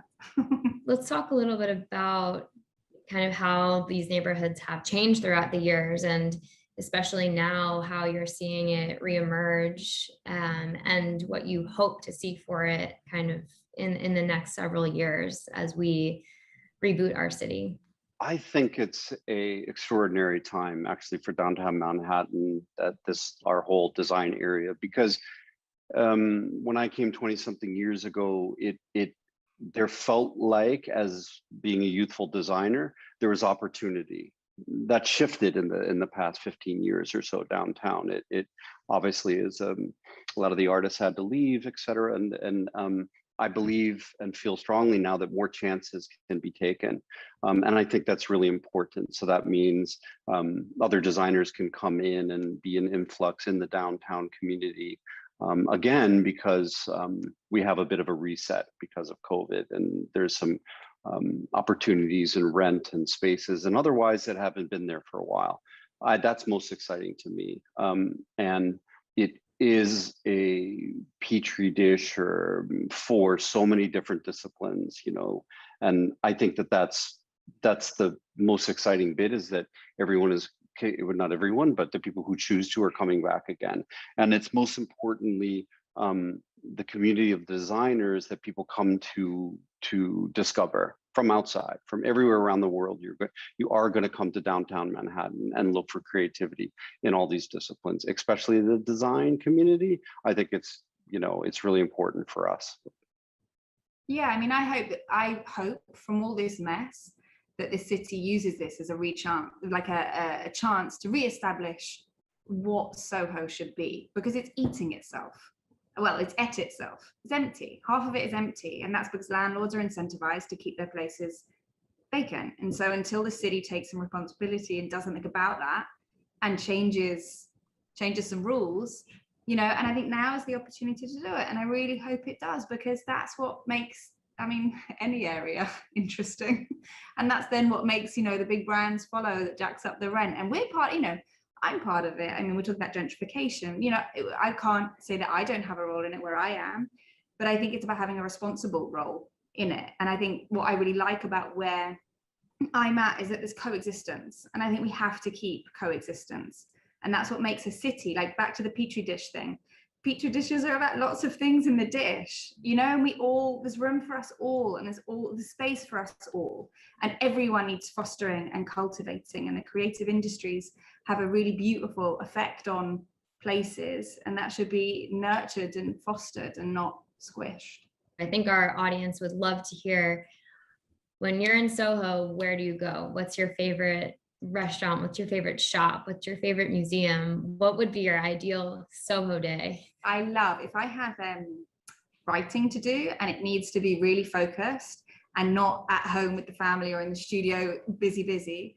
Balthazar used to open at 7. You'd sit in the corner. It's dead until 8. Then everyone starts having power breakfasts. But before that, you'd sit in the corner table, lovely classical music on, a little boiled egg and toast and your coffee. And right away, love starting the day like that. Love, love, love. Okay, then you go to work. There's loads of really good furniture galleries to go and see. There's a good loop.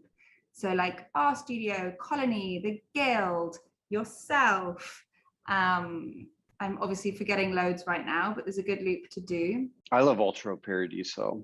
So if you're going, like, that's my favorite over on Spring, and Nacho has one of the most exciting downtown chefs, and he just has a beautiful natural wine selection and great. I would agree with you. A morning meeting is just a luxury meeting, or anytime like, you know, 9, 10 o'clock at Balthazar is great. I love to send people over, and myself, I'm very, very moved by obviously Donald Judd's building when that opens back up again, and just walking through there, it's the history of, I mean, Soho specifically, warehouse into art, into true interactive space. That Judd building, from the outside of the architecture all the way into his work, is just extraordinary.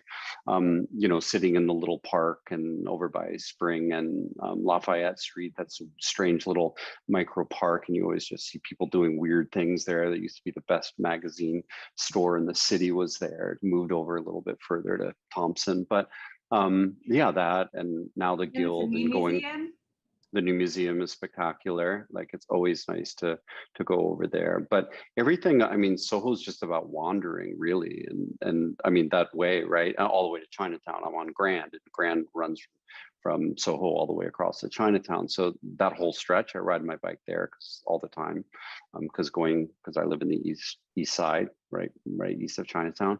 But the entire area is like just walking into places, you can just get lost, from obviously, our 20th century furniture downtown going up Lafayette. I mean, the whole thing is just exciting to me. And dinner at Locanda Verde. Yeah, that's great. That's really good. That's really good. Well, I love it. I think we all are in need of one of those quintessential Soho days. And anyone who's watching, next time you are down in Soho, be sure to visit Tommy at Shop Zhang Studio Zhang and Anna at her studio on Eldridge. We are coming to the close of our chat. So thank you so much for joining me today, Anna and Tommy. I love talking about Soho with both of you. And everyone who's watching, be sure to visit our self-guided journey platform to explore more amazing design spaces in Soho, and also visit Southwest Brooklyn, the Bronx, St. George, and Long Island City. We hope you're enjoying Design Days and finding time to join many of the events that are taking place as part of this program. And finally, a special thank you to SANDOW Design Group for airing these neighborhood chats on DesignTV by SANDOW.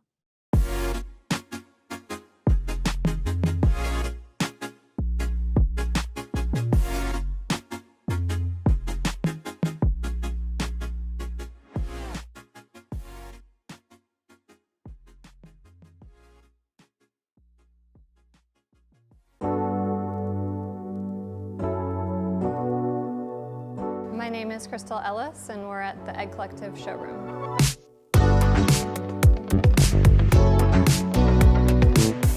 I co-founded Egg Collective about a decade ago with Hillary Petrie and Stephanie Beamer.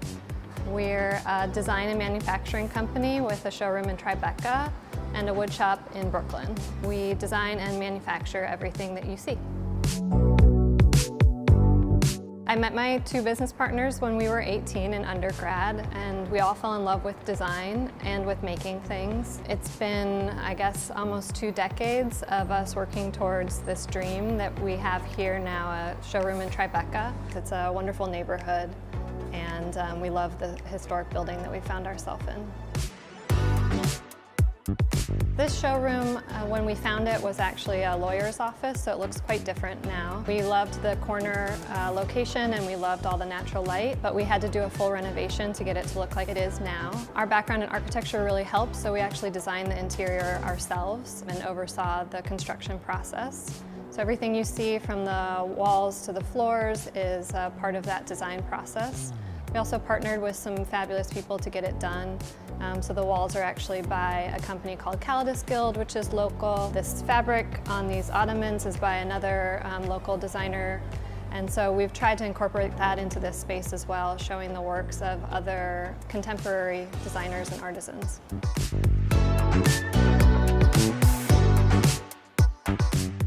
I'd say our ethos is rooted in our beginnings. So we studied architecture, but we fell in love with the process of making. So we're equally in love with the design process as we are with the process of making things. It's very near and dear to us. That's why we keep a space locally where the pieces are made. And so we're trying to put out the highest quality products to our clients, and we think in doing so that has a lot to do with the craftsmanship as well as the design itself. Our community here in Tribeca has been fabulous. We are friends with our neighbors. We know them by name and they know us, and that's been fantastic.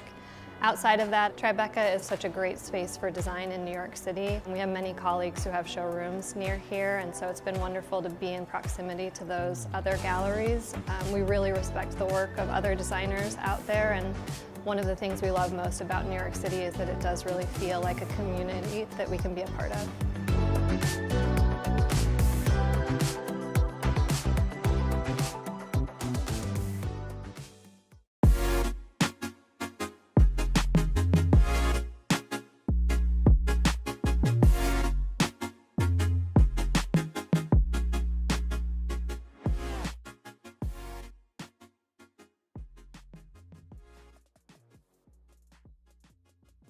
Welcome to our New York City Design Leader Conversations. This is a 6-part series celebrating everyone in New York City's design industry. And today we're focusing on product design, our product designers, and the ecosystem here in New York that iterates, imagines, and creates the products that inspire and support us in our daily lives, serve our communities and our futures. My name's Elissa Black, and I'm the Executive Director of NYC by Design. We're a newly minted nonprofit organization that supports and empowers New York City's entire design community. And though new, we've been around for quite a while, since 2013, doing programming in New York City that celebrates and educates about design. It brings new and equitable opportunities to New York City's design industry. And we also encourage the city's young adults to be our designers of tomorrow. Today, I'm delighted to welcome 2 of the city's leading product designers in the design industry. We have Jonsara Ruth and Satish Rao. Jonsara, you're the founder of the Healthy Materials Lab, which is a design lab at the new school, Parsons School of Design. And there you dedicate your process to a world in which people's health is placed at the center of all design decisions. You're raising awareness about toxics in building products and spurring the creation of resources for the architects and designers of tomorrow to make healthier places for all people to live. You've been described as an agitator for design. So I wanted to ask you, what does that mean exactly? And can you tell us a little bit more about the design work that you do? Yeah, sure. Thanks for that nice introduction. Yeah, I mean, in terms of that agitator piece, I think the description is about agitating for healthier futures through design. And because designers have the ability to impact people's lives in so many different ways. And at Healthy Materials Lab, my colleague Allison Mears and I have founded the lab with that idea that a person, if we all think about our actions as designers and makers, if we think about the impact of our decisions on the people that not only will enjoy the design, but the people who fabricate products and buildings, the people who manufacture the materials who create those buildings, the people who mine the ingredients to make those materials, and ultimately the people who live near landfills, for instance, where those materials might go at the end of their life, their usable life. If we think that way, then our decision-making might change. So, I think that the agitation is, let's think about this full life cycle and the people who are involved at every level, at every stage of that life cycle, and realize that our decisions now, as we are the innovators or creators of new things, of futures, that our decisions will impact a whole lot of people and species, and ultimately, the planet. So I think that's the agitation. Like, let's just take a step back to understand, what are materials made of? What are we specifying for design? Who are we impacting? Are we thinking about all the people along that line?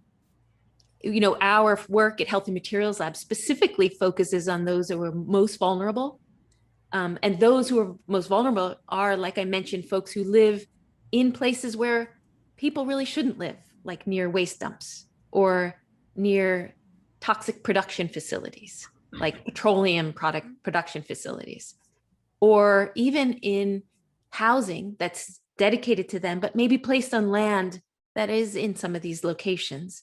And then when they go inside, the building is built of plastics or synthetics that emit kind of invisible toxics that are eventually absorbed into the body and make people more vulnerable to all kinds of things. And as we know now, more vulnerable to viruses like COVID. So we think about people in that full life cycle and specifically focus on those who are less able to make those decisions for themselves. But as we talk, we can go more into the details about that and how we as designers can be activists actually, and prefer to build things that are healthier for people, and also exciting and surprising and alluring and all innovative. So yeah. Thank you. Yeah, it sounds like wonderful and very, very important work. I'll turn to you, to Satish, for a moment. You're the Chief Product Officer at New Lab, which is a collaborative workspace based in the Brooklyn Navy Yards in New York. You support over 100 startups and entrepreneurs with a total valuation of 1.7 billion, I understand, across the companies. And as you're growing, you're supporting companies that are leading cutting edge innovation in frontier technologies, from robotics to AI to ag tech. You've been described as involved in product design and design thinking as a technologist and an innovative program designer. That's a lot of design in there. So I'm wondering if you can talk to us a little bit about what design work you do and a little bit about the work of New Lab. Yeah, totally. Thanks for having me. So my entire career has been about either creating technology on my own or helping technologists, whether it's in the form of researchers or early stage technology founders and startups, take their platforms and ideas and put them into places where they can help communities, they can help industries, basically overall help sort of improve things in certain marketplaces and areas of focus.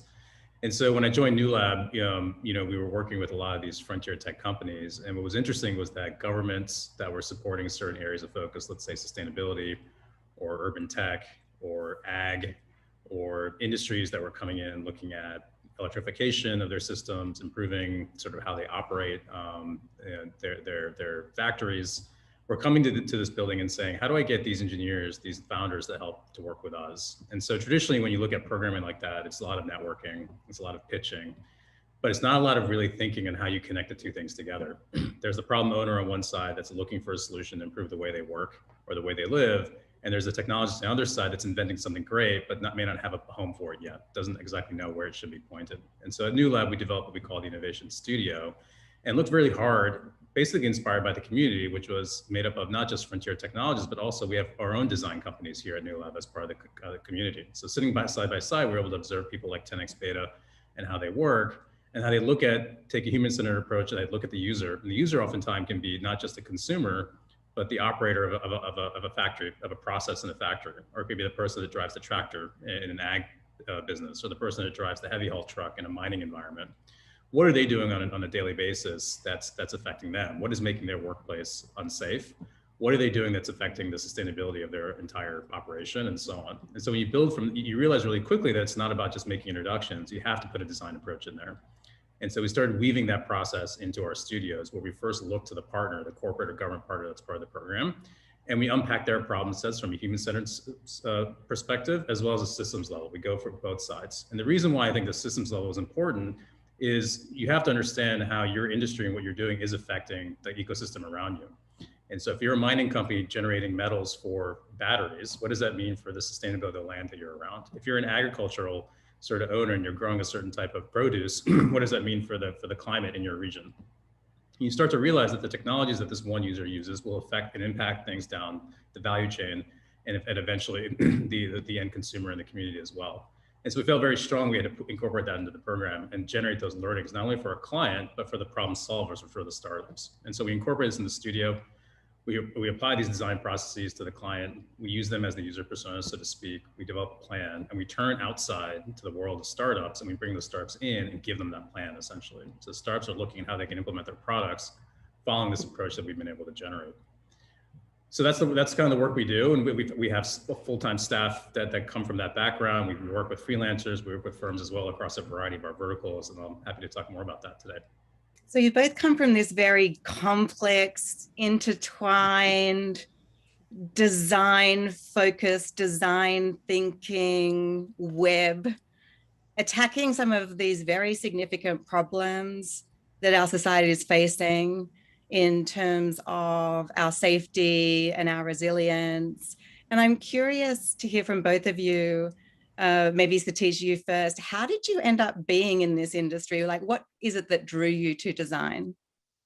Yeah, for us, it's what I said earlier. It's based on need. I think there's a big mismatch between frontier tech development and the actual problems they're trying to solve. And I think both sides need help. And so if you're an industry that's been operating a certain process for decades, the engineers and the operators you have in your industry have great domain knowledge, but they also only know one way typically of solving that problem.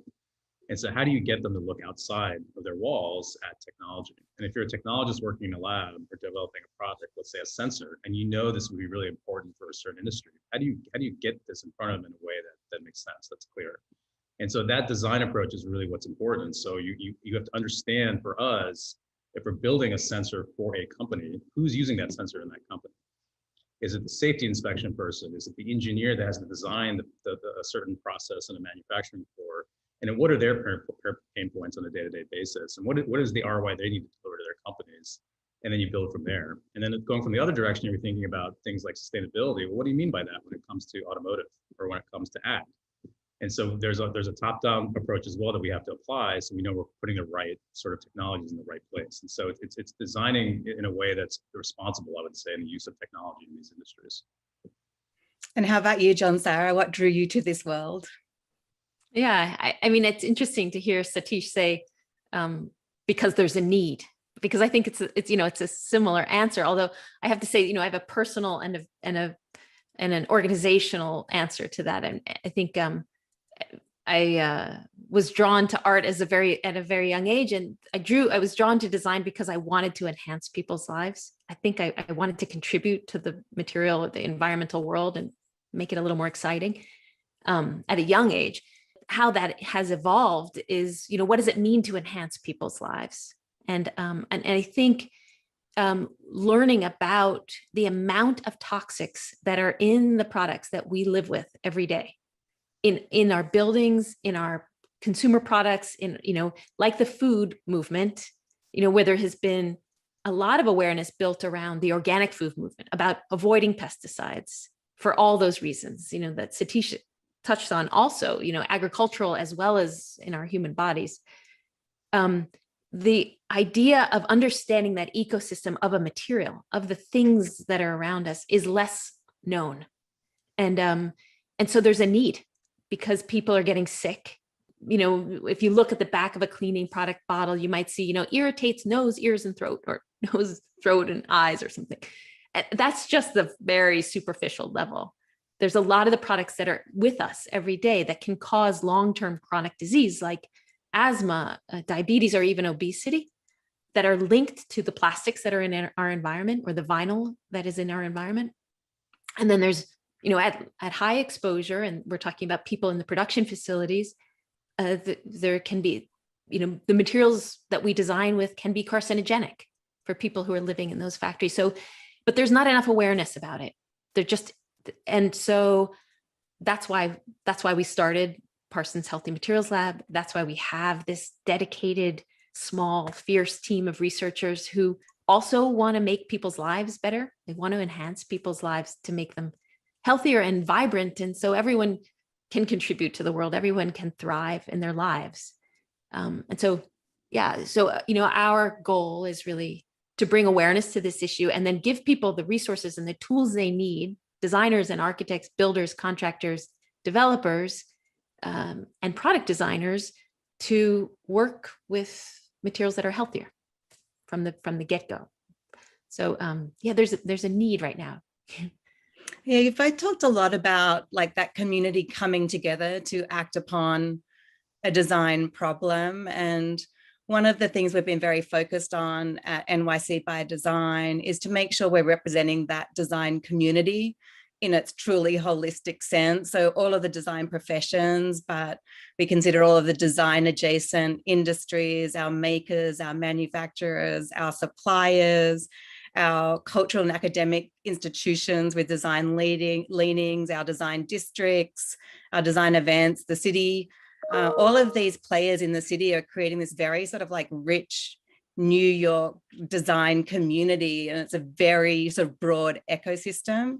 And I'm curious to hear a little bit from both of you around how have you worked within, you're clearly both embedded deeply within that New York City design ecosystem.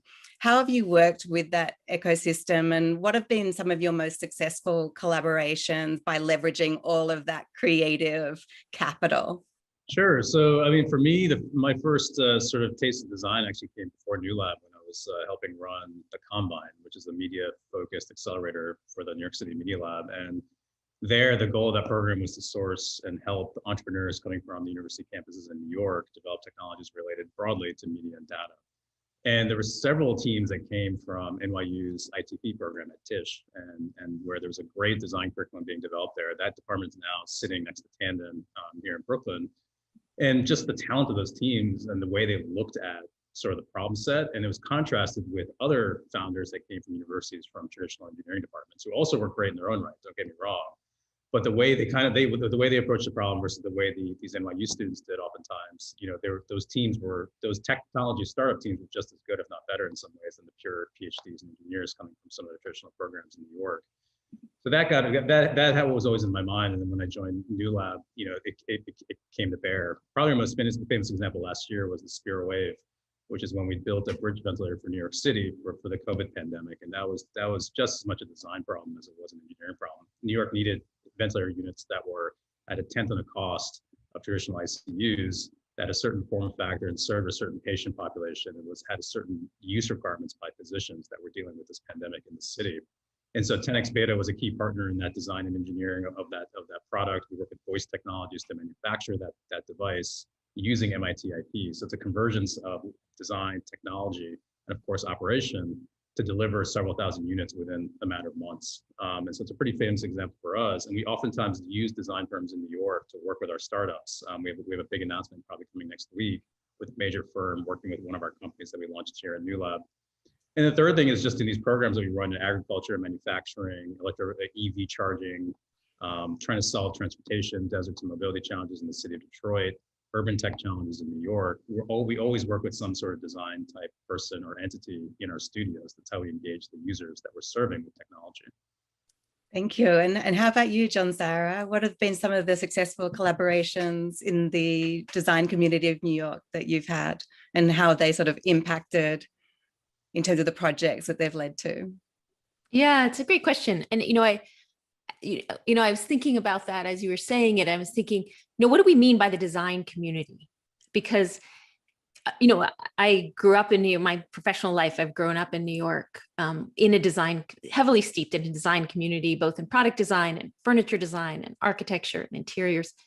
And so I have a big network of friends and colleagues and professionals who I used to think make up the design community.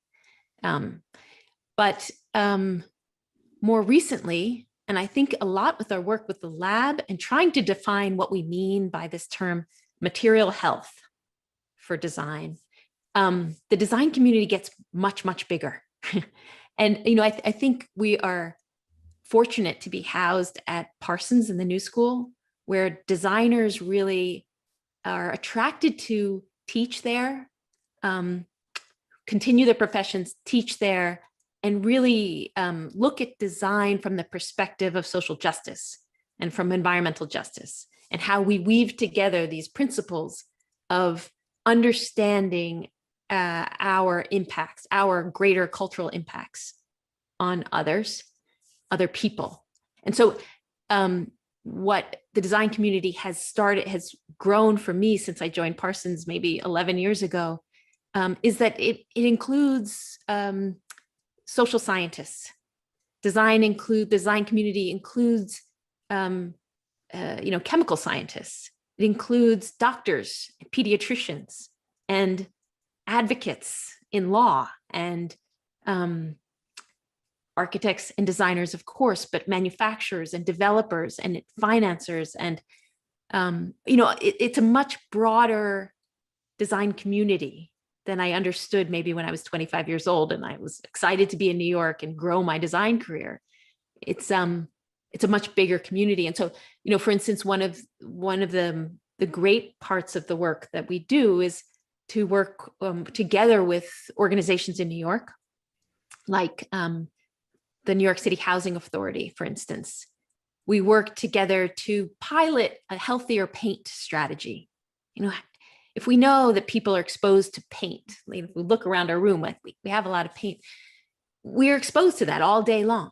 But what if that paint was healthier? What if that paint wasn't detrimental to one's health? And so we were fortunate to work with them on a several-year project, which just simply changed the paint in a small early childhood education center in the Bronx, which then evolved into them deciding that all of their paint specs was going to then, change the paint specifications for all of NYCHA across the city. So those kinds of collaborations take time, they take education. Why should we change our paint spec? Why should we pay $1 extra per gallon? Why should we? And then when you realize the health impact, they want to make change. Likewise, working with Mount Sinai, and Satish, I noticed in your bio that you were also at Mount Sinai. And so I think it's interesting to have this connection to health as a basis for what we do. But where we sit on a board of the pediatric environmental health unit, which looks at children's health and what they're saying is the prescription of health is a healthy home, which comes back to design, because how is that home designed? And Maida Galvez, who's a pediatrician, said to us, if you can get architects and designers to design healthier homes, I won't have as many poor kids coming to me with asthma. So, the prescription for health, it can be a home, can be design, actually. Yeah, there's an incredible interconnectedness there. And there's something in what the two of you have just said, because I think COVID and designers coming together with other industry professionals around a problem that is ultimately a design problem is really expanding the definition of the design community. And if anything, COVID and the pandemic had the opportunity for design to really come to the fore, as I observed it, where you had designers in every profession coming at issues like hospital equipment or PPE, or the fashion design industry coming to create safe attire for our essential workers. And in amongst that, we had all of our interior designers, furniture, architects, product designers, recreating our working and social and home spaces to protect our mental well-being and our health. And so for me, it's been very revealing across the last 12 to 14 months, the power of the design profession, or thinking about macro design in that really macro way, what it can do. And so I'm curious to hear from the both of you, what do you think the next big area for design to act upon is? And how can we bring design's power to create some of the social changes we need to create a better society for all of us? Where would you go next? That's an easy question. Yeah, sure. I can take a stab at a couple, but I don't know what the one is. I think there's some obvious ones that are obvious that society needs to solve, but maybe not so obvious that design is a core element to it. We're seeing a lot of industries make net zero carbon pledges across industries that you would even think about. So traditionally fine oil and gas, but also telecom, automotive, grocery stores, shipping companies, you name it. But the question is, how are they actually going to get to that point? And you start unpacking these industries, they all start to center around some pretty common challenges around how they use energy, how they generate waste, what they do with that waste, and reinventing the way they operate or manage their supply chains. And so that whole process is just as much a design problem as it is a technology problem. And so I think making industries more sustainable in how they use energy, I think is a massive systems design problem that I think will need to be solved. And there are a lot of smart people kind of pivoting in that direction that I've noticed in the community. The second one is around food. And I think that speaks to our conversation around health and sort of urban food systems, as we have sort of higher populations in bigger urban sort of expansive areas across the country. How are those food systems connected to local agriculture? I think there's a lot of great advantages and sort of gains we made in the health of people, and also the sustainability and climate sort of impact of local regions, if you can rethink the way that the metabolism of the local region, so to speak. So the consumers of the food versus where the food is coming from. A lot of great work happening there as well, but the US, as we know, has a way to go in that as well. And I think that's also a design challenge. And John-Sarah, where would you concentrate next? Yeah, I mean, I think this last year has put a lot of new perspective on everything, right? I mean, I feel like we are living in a different era now in spring of 2021 than we did last year at this time. In a cultural way, I think we're making huge shifts. So it's kind of a privilege in a weird way to say that we're living through this time. But I think we'll look back at this time as like where we made a big shift in all kinds of things that we're doing. And COVID has brought a lot of that up. And, I would say, well, I think there's a lot of facets to that. I think that there's a lot more understanding that we are globally connected as a human species, that we eventually breathe the same air as everyone else on the planet, which, ties us to the same virus, regardless of geography, boundaries, political boundaries, cultural boundaries, backgrounds. We're all kind of these living, breathing human species, which is humbling, I think, for folks like, oh wait, we're all the same in some way, in that kind of physical way. So that I think draws a connection to climate change and to this challenge we have of 2030 to make radical change in now 9 years in order to save this human species that we all belong to. And so I think that has clarified a lot. And to say energy, yes, but there's this other piece, which is, the embodied carbon, the carbon that is held in the production of everything we make. So, we used to talk about reuse. I say used to, like 5 years ago, like, more recently, what we think about recycling and reuse as an effort to save waste, to eliminate waste, to avoid waste. But now actually we can think about reuse of buildings, reuse of things, because of this carbon emergence, of this climate emergency that we're in, which we really can't afford to expend more carbon. And so the construction industry, for instance, needs to really, change the perspective, change the materials that we're working with, change the way we're thinking about buildings, and maybe renovate more buildings than tear them down and build new, for instance, because there's so much carbon expended in the building of new. So this reuse has a multifaceted idea. So I think, I think the future will think about that thing. And what we're thinking about more recently is, okay, so we think about how much carbon is expended in a material. Can we think radically? Can we say we can make new buildings out of agriculture?